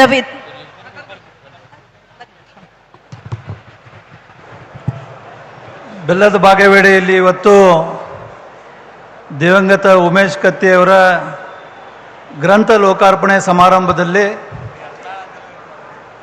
ಈ ಸಭೆಯಲ್ಲಿ ಭಾಗವಹಿಸಿದ ಎಲ್ಲ ಪರಮ ಪೂಜ್ಯರ ಪಾದಗಳಿಗೆ ನಮಸ್ಕರಿಸುತ್ತಾ ಹಾಗೂ ವೇದಿಕೆಯ ಮೇಲಿದ್ದಂಥ ಎಲ್ಲ ಗಣ್ಯರಿಗೆ ನಮಸ್ಕರಿಸುತ್ತಾ ಇವತ್ತು ಕತ್ತಿಯವರ ಗ್ರಂಥ ಲೋಕಾರ್ಪಣೆ ಆಗ್ತಾ ಇದೆ. ಅವರು ಕೇವಲ ಜನಪ್ರಿಯ ಆಗಿರಲಿಲ್ಲ, ಅವರ ಜನಪರ ಕಾಳಜಿ ಇದ್ದಿದ್ದಕ್ಕೆ ಇಷ್ಟು ಅಗಾಧವಾದ ಸಂಖ್ಯೆಯಲ್ಲಿ ತಾವೆಲ್ಲ ಸೇರಿದ್ದೀರಿ ಅಂತ ನಾನು ಭಾವಿಸಿದ್ದೀನಿ. ನನಗೆ ಉಮೇಶ್ ಅಣ್ಣವರು ಲೋಕಸಭಾ ಸದಸ್ಯನಾದ ಮೇಲೆ ಭಾಳ ಪರಿಚಿತರಾದರು. ಉದಾಸಿಯವರ ಜೊತೆಗೆ ಅವರು ಸಚಿವರಾಗಿನೂ ಕೆಲಸ ಮಾಡಿದ್ರು. ಆದರೆ ನನ್ನ ಜೊತೆಗೆ ಬರೀ ನನಗೆ ಮಾರ್ಗದರ್ಶಕರಾಗಿರಲಿಲ್ಲ, ನನ್ನ ಒಬ್ಬ ತಮ್ಮನಾಗಿ ಅವರು ನೋಡಿದ್ರು. ಭಾಳಷ್ಟು ಸಲ ನಾವು ಇಬ್ಬರು ಭೇಟಿ ಆಗ್ತಿದ್ವಿ. ಬರೇ ರಾಜಕೀಯದ ಬಗ್ಗೆ ನನಗೆ ಮಾರ್ಗದರ್ಶಕರಾಗಿರಲಿಲ್ಲ, ವ್ಯವಹಾರದ ಬಗ್ಗೆನೂ ಸಹಿತ ಬಿಸ್ನೆಸ್ಸಿನ ಬಗ್ಗೆನೂ ಸಹಿತ ಮಾತನಾಡುವಾಗ ನನಗೆ ಭಾಳಷ್ಟು ಅವರು ಮಾರ್ಗದರ್ಶಕವನ್ನು ಕೊಟ್ಟಿದ್ದರಿಂದ ಇವತ್ತು ನಾನೊಬ್ಬ ಯಶಸ್ವಿ ಉದ್ಯಮಿ ಆಗಿದ್ದೇನೆ ಅಂತ ಹೇಳ್ಕೊಳ್ಳೋದಕ್ಕೆ ನಂಗೆ ಭಾಳ ಹೆಮ್ಮೆ ಇದೆ ಅನ್ನೋಂಥ ಮಾತನ್ನು ಸಹಿತ ಈ ಸಂದರ್ಭದಲ್ಲಿ ಹೇಳ್ತೀನಿ. ನನ್ನ ಜೊತೆಗೆ ಎಲ್ಲರ ಜೊತೆಗೂ ನಗಚಾಟಿಗೆನ ಮಾಡ್ತಿದ್ರು ಅವರು. ನನ್ನ ಜೊತೆಗೆ ಭಾಳ ಸಲಿಗೆ ಇತ್ತು. ಒಂದು ದಿವಸ ಎಲ್ಲ ಸಚಿವರು, ಸಂಸದರು, ಶಾಸಕರು ಎಲ್ಲ ಒಂದು ಕಡೆ ಮೀಟಿಂಗ್ ನಡೀತಾ ಇತ್ತು. ಉದಾಸಿಯವರು ಇದ್ದರು, ನಮ್ಮ ತಂದೆಯವರು ಇದ್ದರು. ನನ್ನ ಕೂಟ್ರು ಮಾತಾಡ್ಕೊಂತ ಉಮೇಶ್ ಅಣ್ಣ ಹೇಳ್ದ, ನೋಡು ಕಾಕ ಎಷ್ಟು ಚಾಪ್ಟರ್ ಅದನ ಅಂದು. ಯಾಕಪ್ಪ ಅಂತಂದು, ನೋಡು ಒಬ್ಬನ ಮಗ ಅದಿ ನೀನು, ಎಲ್ಲಿ MLA ಸೀಟಿಗೆ ಟವಲ್ ಹಾಕ್ತಿ ಅಂತೇಳಿ ನಿನ್ನ MP ಮಾಡಿಬಿಟ್ಟನ ಅಂತಂದು. ಅಷ್ಟೊತ್ತಿಗೆ ನೀನು ಅದನ್ನು ಹೋಗಿ ಕಾಕನ ಹತ್ರ ಮಾತಾಡು ಅಂದೆ. ಹೋಗಿ ಸೀದಾ ಹೇಳ್ದ, ಕಾಕ ಶಿವಕುಮಾರ್ಗೆ ಹೇಳಕ್ಕೆ ಕುಂತಿದ್ದೆ, ಎಲ್ಲಿ ನಿನ್ನ ಸೀಟು MLA ಸೀಟ್ ಕಲ್ಸ್ಕೊಂತಾನ ಅಂಥೇಳಿ ನೀ ಅವ್ನ ಡೆಲ್ಲಿ ಕಳಿಸಿ ಭಾಳ ಚಾಪ್ಟರ್ ಇದೆ ಅಂತ ಹೇಳಕ್ಕೆ ಕುಂತಿದ್ದೆ. ಅಂದ್ಕೂಳೆ ನಮ್ಮಪ್ಪಾರ ಹೇಳಿದರು, ಅಪ್ಪ ಮಕ್ಕಳ ಹತ್ರ ಯಾಕೆ ಜಗಳ ಆಡಿಸ್ತೀವೋ ಮರ ಬಿಟ್ಬಿಡು, ಮತ್ತು ಅವನ ತಲೆಯಾಗ ಅದ ಬಂದ್ಗಿಂತಿತ್ತು ಅಂದ್ರು ಅವರು. ಮುಂದೆ ಒಂದ್ಸಲ ನಮ್ಮ ಮನೆ ಗೃಹ ಪ್ರವೇಶ ಇತ್ತು. ಗೃಹ ಪ್ರವೇಶ ಇದ್ದಾಗ ಬಂದರು, ಇವನು ರಮೇಶ್ನೂ ಬಂದ, ಉಮೇಶಣ್ಣೂ ಬಂದ, ಸುರೇಶ್ ಅಂಗಡಿಯವರು ಬಂದರು. ಅಲ್ಲಿ ಸುಮ್ಮನೆ ಇರ್ದ, ಕಾಕ ನೀನು ಹೊಟ್ಟಾಗ ಎಂಥ ಮಗನ ಹಿಡ್ದಿಲ್ಲ ಅಂತಂದ.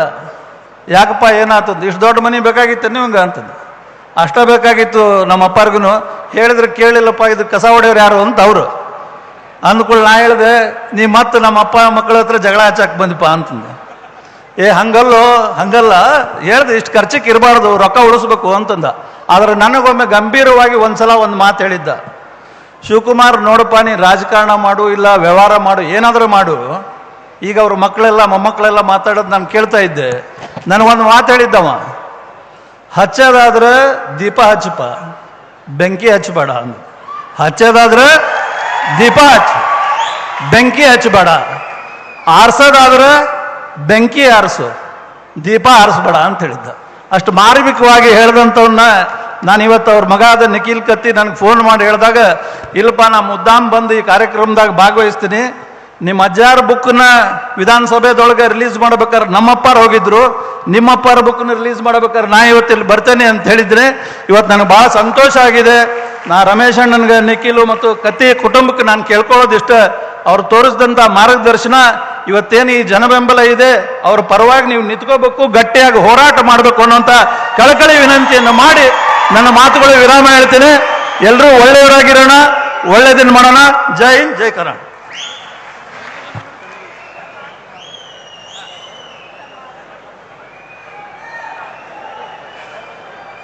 ಹಲೋ, ಆತ್ಮೀಯ ನುಡಿಗಳಿಗೆ ಧನ್ಯವಾದಗಳನ್ನು ಸಮರ್ಪಿಸ್ತಾ ಇದೀಗ ಮಾನ್ಯ ಶ್ರೀ ಪ್ರಕಾಶ್ ಬಾಬಣ್ಣ ಹುಕ್ಕೇರಿ ಸಾಹೇಬರು, ವಿಧಾನ ಪರಿಷತ್ ಸದಸ್ಯರು ಹಾಗೂ ದೆಹಲಿಯ ವಿಶೇಷ ಪ್ರತಿನಿಧಿಗಳು ನಿಮ್ಮೆಲ್ಲರನ್ನು ಉದ್ದೇಶಿಸಿ ಮಾತನಾಡ್ತಾ ಇದ್ದಾರೆ.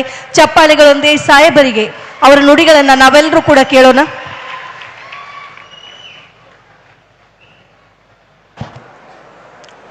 ಉಮೇಶ್ ಕತ್ತಿಯವರ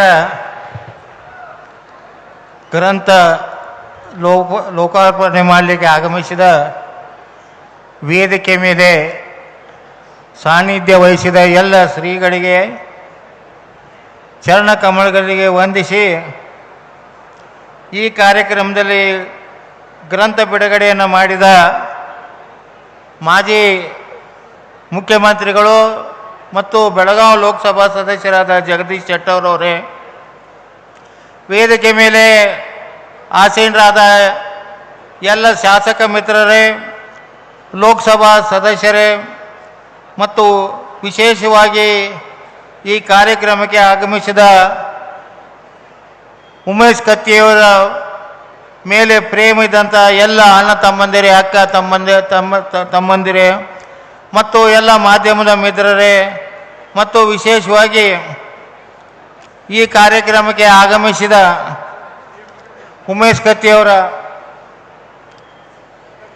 ಪತ್ನಿಯಾದ ಶ್ರೀಮತಿ ಶೀಲಾ ಉಮೇಶ್ ಕತ್ತಿಯವರೇ ಮತ್ತು ರಮೇಶ್ ಕತ್ತಿಯವರೇ ಮತ್ತು ಈ ಭಾಗದ ಶಾಸಕರಾದ ಕತ್ತಿಯವರು ಮತ್ತು ಎಲ್ಲ ಅಣ್ಣ ತಮ್ಮಂದಿರೇ, ಅಕ್ಕ ತಂಗಿಯರೇ, ಈಗ ತಾನೇ ಎಲ್ಲರೂ ಮಾತಾಡಿದರು.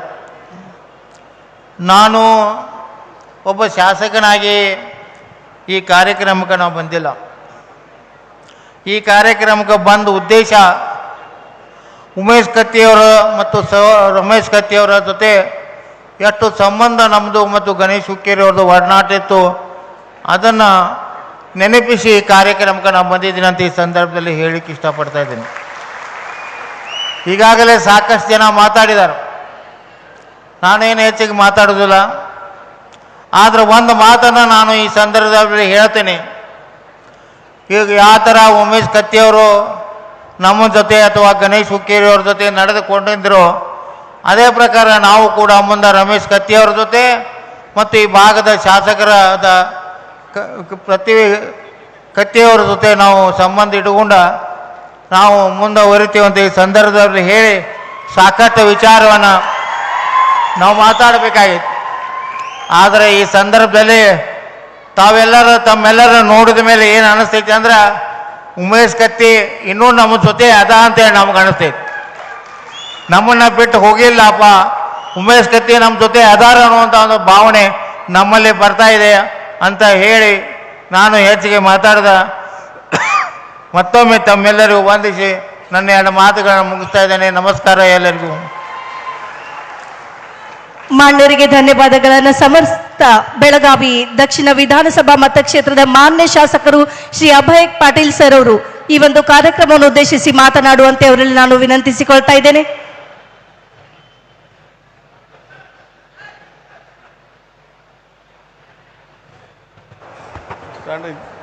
बोलो भारत माता की, बोलो भारत माता की. ಈಗಾಗಲೇ ಎಲ್ಲರೂ ಅನೇಕ ವಿಷಯ ಹೇಳಿದ್ದಾರೆ. ನಾನು 2 ವಾಕ್ಯದಲ್ಲಿ ಮುಗಿಸ್ತೀನಿ. ಯಾಕಂದ್ರೆ ನೀವು ಸ್ವಾಮೀಜಿ ಅವರ ಆಶೀರ್ವಚನ ಮತ್ತು ಹಿಂದೂ ಹುಲಿ ಬಸನಗೌಡರ ಭಾಷಣ ಕೇಳಕ್ಕೆ ಹೊಂಟಿದ್ದೀನಿ. ಉಮೇಶ್ ಕತ್ತಿ ಅವರ ನನ್ನ ಸಂಬಂಧ ನಾನು ಮೊದಲನೇ ಸಲ 2004 शासकरादागिंद 2004ला मी पहिल्यांदा आमदार झालो. त्या दिवशीपासून उमेश सावकारजांनी माझे संबंध आले होते. त्यानंतर अनेक वर्षापर्यंत त्यांच्याबरोबर काम करण्याची संधी त्या देवाने आम्हाला उपलब्ध केले. त्यासाठी मी त्यांना धन्यवाद आणि अभिनंदन देवाला करतो.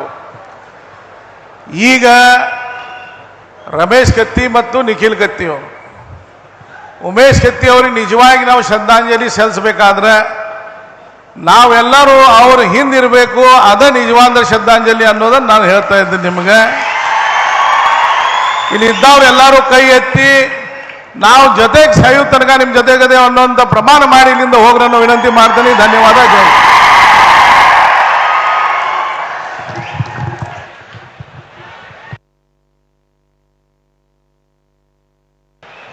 ಧನ್ಯವಾದಗಳು ಮಾನ್ಯರಿಗೆ.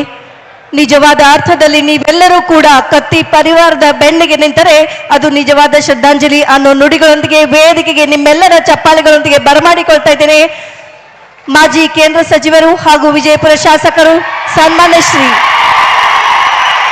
ಬಸನಗೌಡ ಪಾಟೀಲ್ ಯತ್ನಾಳ್ ಸಾಹೇಬರನ್ನ ಬರಮಾಡಿಕೊಳ್ತಾ ಇದ್ದೇನೆ.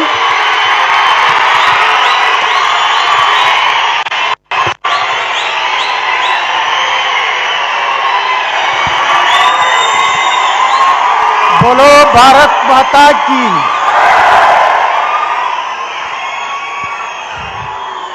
ಕರ್ನಾಟಕದ ಅದರಲ್ಲಿ ವಿಶೇಷವಾಗಿ ಉತ್ತರ ಕರ್ನಾಟಕದ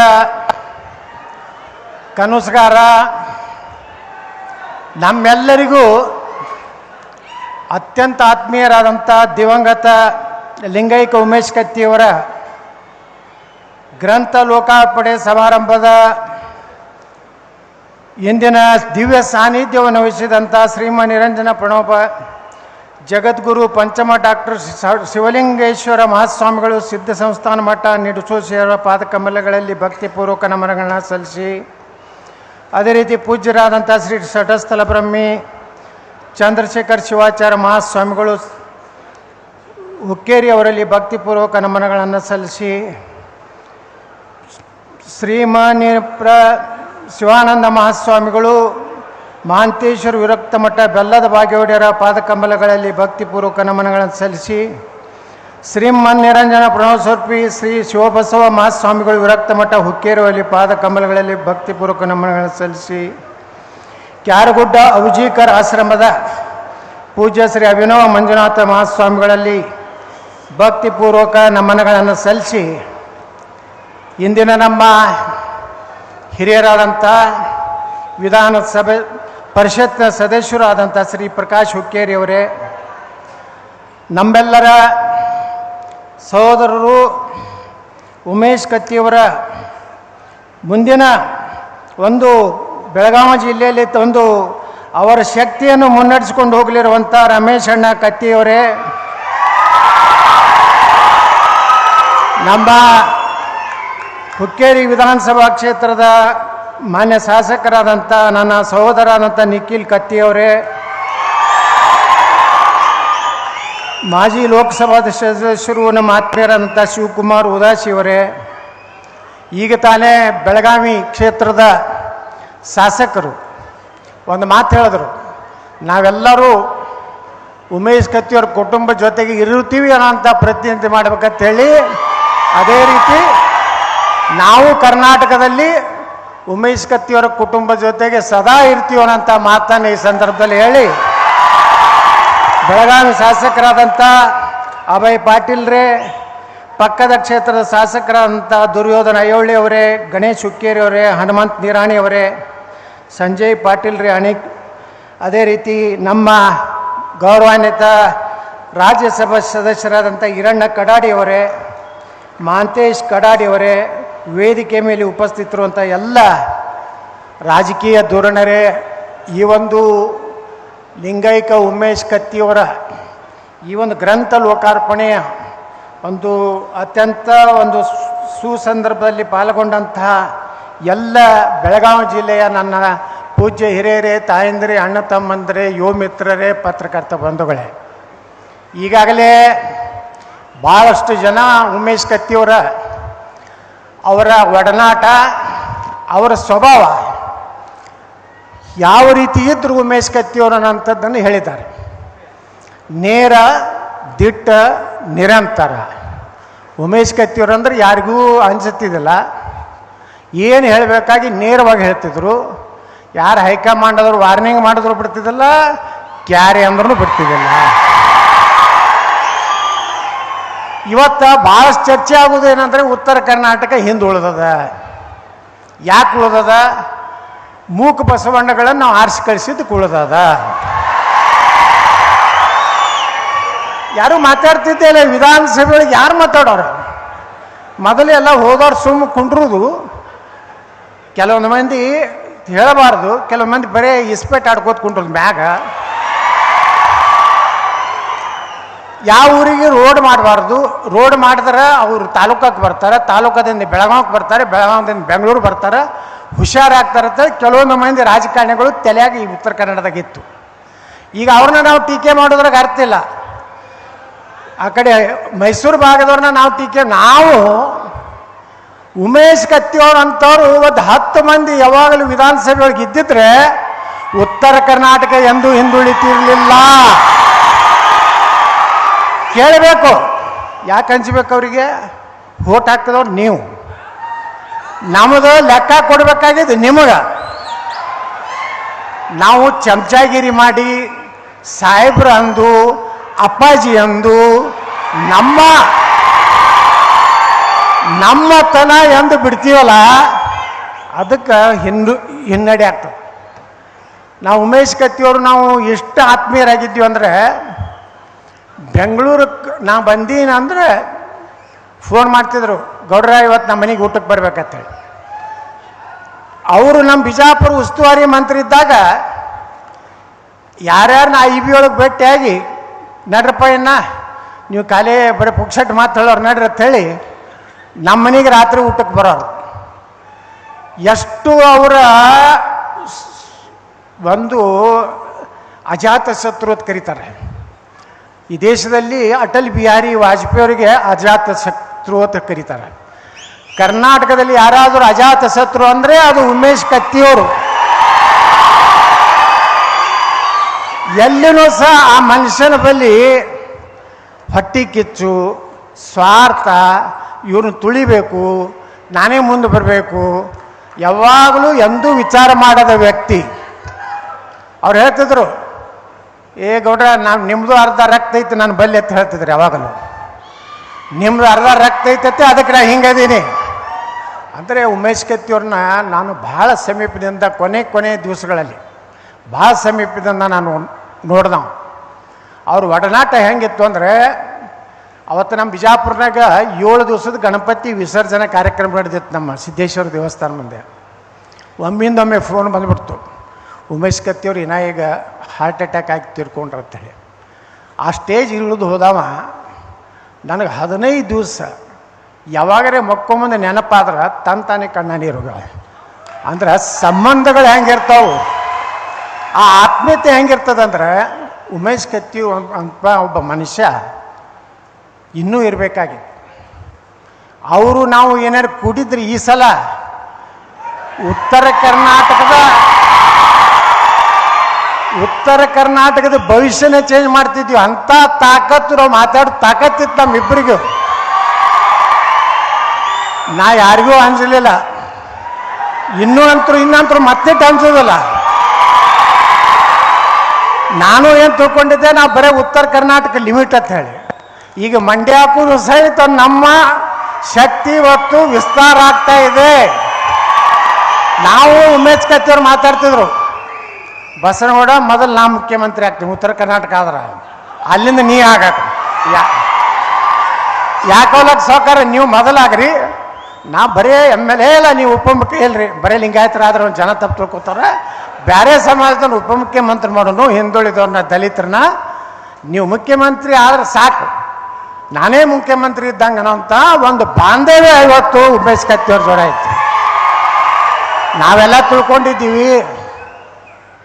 ಹುಕ್ಕೇರಿ ಒಳಗೊಂದು ಕಾರ್ಯಕ್ರಮ ಮಾಡಿದ್ರು ಷಷ್ಠಾಬ್ದಿ 60 ವರ್ಷದ್ದು. ಬಹುಶಃ ಆ ಕುಟುಂಬಕ್ಕೆ 60 ವರ್ಷದ ನಂತರ ಒಂದೇನೋ ಭಯ. ನಮ್ಮ ಬಿಜಾಪುರನಾಗ ಒಂದು ಕುಟುಂಬ ಐತಿ, 60 ವರ್ಷದ ತನ ಏನೇನಪ್ಪ ಎಲ್ಲರಿಗೂ ಕರೆದು ಊಟ ಮಾಡಿಸಿದ್ರು, ಇನ್ನೇನೇನೂ ಆಗೋದಿಲ್ಲ ನಮ್ಮ ಉಮೇಶ್ ಕತ್ತಿಯವ್ರಿಗೆ ತನ್ನಂಥದ್ದಿದ್ದಾಗ ದಿಢೀರ್ನೇ ನಮಗೆಲ್ಲರಿಗೂ ಒಂದು ಸಿಡಿಲ್ ಬಡ್ದಂಗೆ ಆದಂಥ ಒಂದು ಸುದ್ದಿ ಉಮೇಶ್ ಕತ್ತಿಯವರ ಒಂದು ನಿಧನ.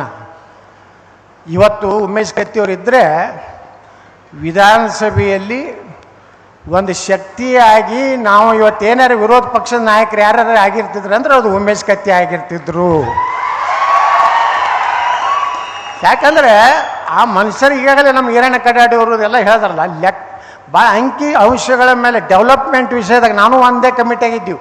ಅವ್ರ PAಗಳು ಹೇಳ್ತಿದ್ರು, ನೀರಾವರಿದು ರಸ್ತೆದು ಅದನ್ನ ಇದು ನೋಡ್ಕೊಂಡು ಬಾದು ಏನಾಯಿತು ಇದು ಆಯಿತು ಅಂದರೆ, ಒಬ್ಬ MLA ಶಾಸಕನಿಗೆ ಏನು ಇರಬೇಕು ಶಕ್ತಿ ಇದ್ದಂಥದ್ದು. ಮತ್ತು 8 ಸಲ ಸತತವಾಗಿ ಒಂದು ವಿಧಾನಸಭಾ ಕ್ಷೇತ್ರದಿಂದ ಒಮ್ಮೆ ಅವ್ರು ಇಂಟ್ರ್ಯೂ ನೋಡ್ಲಕತ್ತಿದ್ದಾನ, JDS ಬಿಟ್ಟು ಒಂದು ಯಾವುದೋ ಚಾನಲ್ದವ್ರು ಅವ್ರು ಇಂಟ್ರ್ಯೂ ತೊಗೋತಿದ್ರು. ನಾನೇನು ಕುಡುಗೋಲ ಹತೋಟಿ ತೊಗೊಂಡು ನಿಂತ್ರು ನಾ ಆರಿಸಿ ಬರ್ತೀನಿ ಹುಕ್ಕೇರಿ ಒಳಗೆ ಅಂದ್ರೆ ಅಷ್ಟು ಕಾನ್ಫಿಡೆನ್ಸ್ ಇರ್ಬೇಕು. ಯಾವಾಗಲೂ ಹೇಳಿದ್ರೆ ಎಲ್ಲರೂ ಅವ್ರಿಗೆ ಯಾವುದೇ ಪಾರ್ಟಿ ಚಿಹ್ನೆ ಇರ್ಲಿಕ್ಕಂದ್ರೂ ನಡೀತಿತ್ತೇಳಿ. ಹಂಗೆ ಮತದಾರರು ಸಹಿತ ಚಲೋ ಅಭ್ಯರ್ಥಿ ಇದ್ದಂದ್ರೆ ಚಿನ್ನ ನೋಡಬಾರ್ದು, ಒಳ್ಳೆ ಯಾವದಾನ ಗುದ್ದಬೇಕು. ಹಂಗೆ ಅಂದ್ರೆ ಎಲ್ಲ ಪಾರ್ಟಿಗಳಿಗೆ ಹಂಚಿಕೆ ಬರ್ತದೆ. ನನ್ನ ತಗೋತಿದ್ದಿಲ್ಲ BJPಗೆ, ನಾ MLCಗೆ ಇಂಡಿಪೆಂಡೆಂಟ್ ಆರ್ಸಿ ಬಂದೇಳಿ ಮ್ಯಾಗಿನವ್ರು ಕರೆದು ತೊಗೊಂಡ್ರು. ಒಟ್ಟೆ ನಾನು ತೊಗೋಬಾರ್ದತ್ತಿತ್ತು. ಇವತ್ತು ನಾನು ಇಷ್ಟೇ ಹೇಳ್ತೀನಿ, ಉಮೇಶ್ ಕತ್ತಿ ಅವರ ಕನಸೇನಿದೆ, ಉತ್ತರ ಕರ್ನಾಟಕದಲ್ಲಿ ನಮಗಾದಂಥ ಅನ್ಯಾಯ ಸರಿಪಡಿಸ್ಬೇಕು ಅನ್ನೋಂಥ ಅವರು ಏನೊಂದು ಕನಸಿತ್ತು, ಆ ಕನಸನ್ನು ನನಸು ಮಾಡುವಂಥ ಕಾಲ 2028 ಕರ್ನಾಟಕ ಬಂದೇ ಬರ್ತದೆ. ಯಾರೇನು ಲಗ ಹೊಡೆಲಾಕವು ಚಿತ್ತಪಟ್ಟಾಗಲಕ್ಕ ಉತ್ತರ ಕರ್ನಾಟಕದವ್ರಿಗೆ ಮುಖ್ಯಮಂತ್ರಿ 2028 ಕರ್ನಾಟಕದಲ್ಲಿ ಇರ್ತಾರ. ಅಲ್ಲಿಂದ ಅಳೋದಕ್ಕೆ ಮುಖ್ಯಮಂತ್ರಿ ಇರಬಾರ್ದು, ಏನಕ್ಕೆ ಕೆಲಸ ಮಾಡೋದಲ್ಲ. ಕೆಲವೊಂದು ಮುಖ್ಯಮಂತ್ರಿ ಅದಾವು, ಅದ್ರ ಹೆಸರು ಸಹಿತ ನಮಗೂ ನೆನಪಿಲ್ಲ, ಸುಮ್ಮ ಆಗೋದು. ಅಲ್ಲಿ ಹೋಗಿ ಅಪ್ಪಾಜಿ ಅನ್ನೋದು, ಇಲ್ಲಿ ಕಾಕಾಜಿ ಅನ್ನೋದು, ಅವರು ಇಲ್ಲಿ ಕಾಲು ಹಿಡಿದು ಮುಖ್ಯಮಂತ್ರಿ ಆಗೋದು. ಏನು ಸುಡ್ಗಾಡೋನು ಮಾಡೋದಿಲ್ಲ. ಧೈರ್ಯ ಬೇಕು, ತಾಕತ್ ಬೇಕು ಉಮೇಶ್ ಕತ್ತಿಯವ್ರಂಗೆ. ಅಂದ್ರೆ ಉತ್ತರ ಕೊಡ್ಬೇಕಾಗ್ತೈತಿ ವಿಧಾನಸಭೆ ಒಳಗೆ. ನನಗೂ ಏನೇನೋ ಮಾತಾಡಿದ್ರು, ನೀನು ಹೊರಗೆ ಹಾಕ್ಯಾರ ಹಂಗೆ, ನಿನಗೂ ಹೊರಗೆ ಹಾಕಿದ್ರು ಲೋಪಾತ್ ಕೇಳಿದೆ ನಾನು. ಎಕ್ಸ್ಪೆಲ್ ಮಾಡ್ಯಾರ ಕುಂಡ್ರ ಅಂತಂದ್ರು, ನಿನಗೂ ಎಕ್ಸ್ಪೆಲ್ ಮಾಡಿದ್ರು ಸುಮ್ಕೊಂಡ್ರು ಅಂತಂದ್ರು. ಹಿಂಗೆ ಏನು ಮಾಡಂಗೆ ಅದಾರ, ಈಗೇನು ಮಾಡ್ತಾರ. ಮುಂದೆ ಕುಂಡಿರ್ತಿದ್ದೆ 5ನೇ 6ನೇ ನಂಬರ್ನಾಗ, ಈಗ ಒಯ್ದೆಲ್ಲ ಕಡೆಗೆ ಹೋಗಿದಾರ. ನಾ ಮನೆ ಸಿದ್ದರಾಮಯ್ಯವ್ರಿಗೆ ಹೇಳೀನಿ, ಈ ಕಡೆ ಕೂತೀನಿ, ಮುಂದಿನ ವರ್ಷ ನಮ್ಮ ಮುಂದಿನ 28ರ ನಾನು ಮುಂದೆ ಬಂದು 1 ನಂಬರ್ ಹಾಕೋಬೇಕು. ಅದಕ್ಕೆ ನಮ್ಮ ಕತ್ತಿ ಕುಟುಂಬ ಏನಿದೆ, ರಮೇಶ್ ಕತ್ತಿಯವರು ಈಗೆಲ್ಲ ಮೊಮ್ಮಕ್ಕಳ ಕಡೆ ಭಾಷಣ ಮಾಡಿಸಿದ್ರು. ಒಂದೇನೋ ಮೊಮ್ಮಗ ಒಬ್ಬಂತರೂ ಚೀಸ್ ಐತಿ, ಅದು ಬಹುಶಃ ನಮ್ಮದು ಆದ್ಮ್ಯಾಗ ಅವನೇ ಮುಖ್ಯಮಂತ್ರಿ ಆಗ್ತಾನೆ ಅಂತ ಲಕ್ಷಣ ನನಗೆ ಅನಿಸ್ಲಾಕತ್ತದ. ಆದ್ರೆ ರಮೇಶ್ ಅಣ್ಣವ್ರು ಎಲ್ಲರನ್ನೂ ವಿಶ್ವಾಸ ತಗೊಂಡು ಪ್ರೀತಿಯಿಂದ ತಗೊಂಡು ನಿಖಿಲ್ ಕತ್ತಿಯವರು ಸಂಭಾಯಿತ ಮನುಷ್ಯ ಅದಾರ, ಹೆಚ್ಚು ಮಾತಾಡೋದಿಲ್ಲ ಅವ್ರು ವಿಧಾನಸಭಾದಾಗ. ನಾ ಹೇಳ್ತಿರ್ತೀನಿ, ಮಾತಾಡಿ ಸಾವ್ಕಾರ ಅಪ್ಪ ಹೆಂಗಿದ್ದೀನಿ ಹಿಂಗ್ಯಾಕೆ ಮಾತಾಡ್ತೀನಿ, ಹೊಡಿಯೋಣ ಅವನು ಏನಾಗಿತ್ತಾಗಲಿ. ನಾ ಹಂಗೆ ಎಬ್ಸಿ ಅವ್ರಿಗೆ ಹೇಳ್ತಿರ್ತೀನಿ ನಿಖಿಲ್ ಕತ್ತಿಯವ್ರಿಗೆ, ಮಾತಾಡಿ ಯಾಕೆ ಸುಮ್ಮನೆ ಕೊಡ್ತೀವಿ ಸಾವ್ಕಾರ, ಗಟ್ಟಿಯಾಗಿ ಮಾತಾಡೋದು ಕಲ್ರಿ. ಏನು ಮಾಡಂಗಾದ್ರೆ ಉಚ್ಚಾಟನೆ ಮಾಡ್ತಾರ. ಈಗ ನಾನು ಉಚ್ಚಾಟನೆ ಮಾಡ್ಯಾರ ಏನು ನಾನು ಕೆಸಿದ್ರೆ ಏನೂ ಇಲ್ಲ. ಈಗ ಅನಧಿಕೃತ ವಿರೋಧ ಪಕ್ಷ ನಾನೇ ಅಡ್ಜಸ್ಟ್ಮೆಂಟ್ ಹೊಡೆದೇ ಹೊಡಿತೀನಿ, ಗಾಡಿ ಹೊಡೆದೇ ಹೊಡಿತೀನಿ, ನನಗೂ ರೇಡ್ ಹಾಕ್ತೀನಿ ಅಂತಾರೆ, ಎಕ್ಸೈಸ್ ಕಳಿಸ್ತಾರ, ಇನ್ಕಮ್ ಟ್ಯಾಕ್ಸ್ ಕಳಿಸ್ತಾರ. ನೀವೇನು ಸುಡುಗಾಡ ಕಳಿಸ್ರಿ, ನಾವೇನು ಮಾಡೇ ಇಲ್ಲ ಅಂದ್ರೆ ನಮ್ದೇನು ಮಾಡ್ತಾರ. ಹಾಗೆ ಉಮೇಶ್ ಕತ್ತಿಯವರು ಇವತ್ತು ನಾ ಇಷ್ಟೇ ಹೇಳ್ತೀನಿ, ಇವತ್ತೇನು ನೀವೆಲ್ಲ ಈ ಒಂದು ಶಕ್ತಿ ತುಂಬಲಾಕತ್ತೀರಿ, ಮುಂದಿನ ದಿವಸನಾಗ ಬೆಳಗಾವಿ ಜಿಲ್ಲೆಯಲ್ಲಿ ಒಮ್ಮೆ ನಾನು ನನ್ನ ಮನ್ಯಾಗ ಹುಟ್ಟು ಕೂತಾಗ ಉಮೇಶ್ ಕತ್ತಿಯವರು ನಾವು AB ಪಾಟೀಲ್ರ ಬಗ್ಗೆ ಚರ್ಚೆ ಮಾಡಿದ್ವಿ.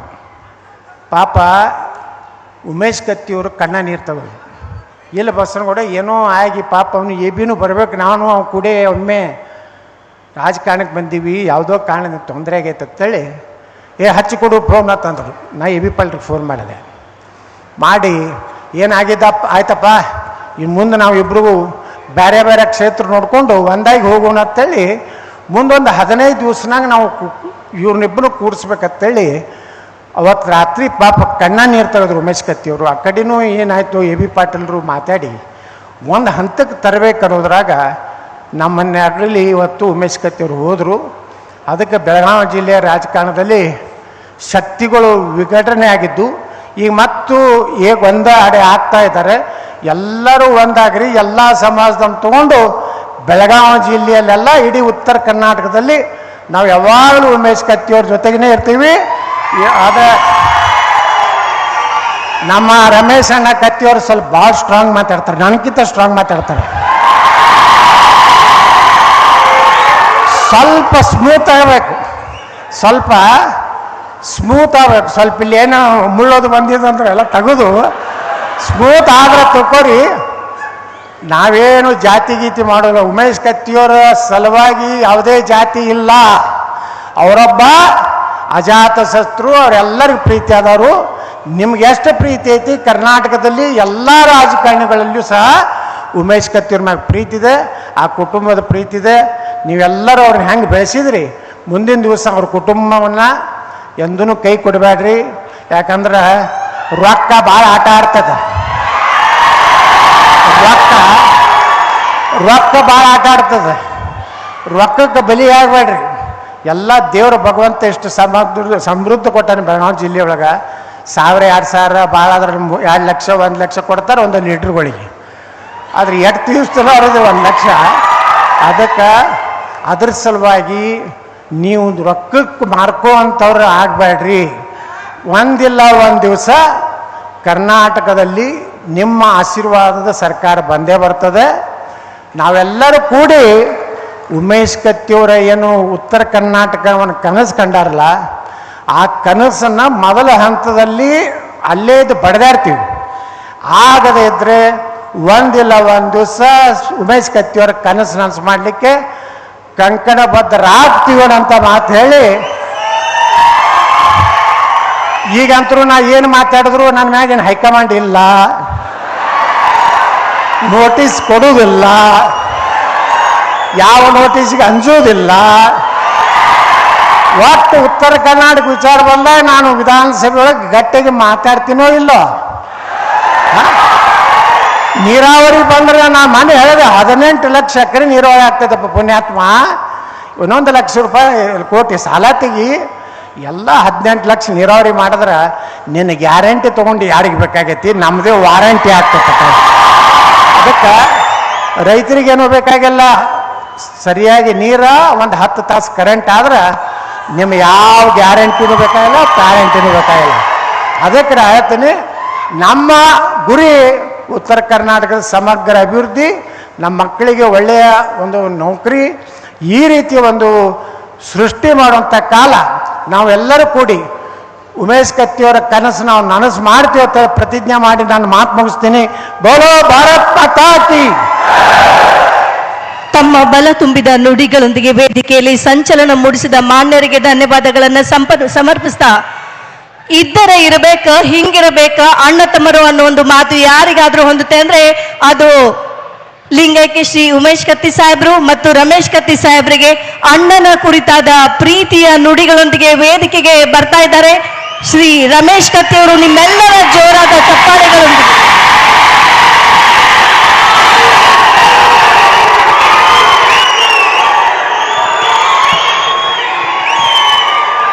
ಪ್ರಥಮವಾಗಿ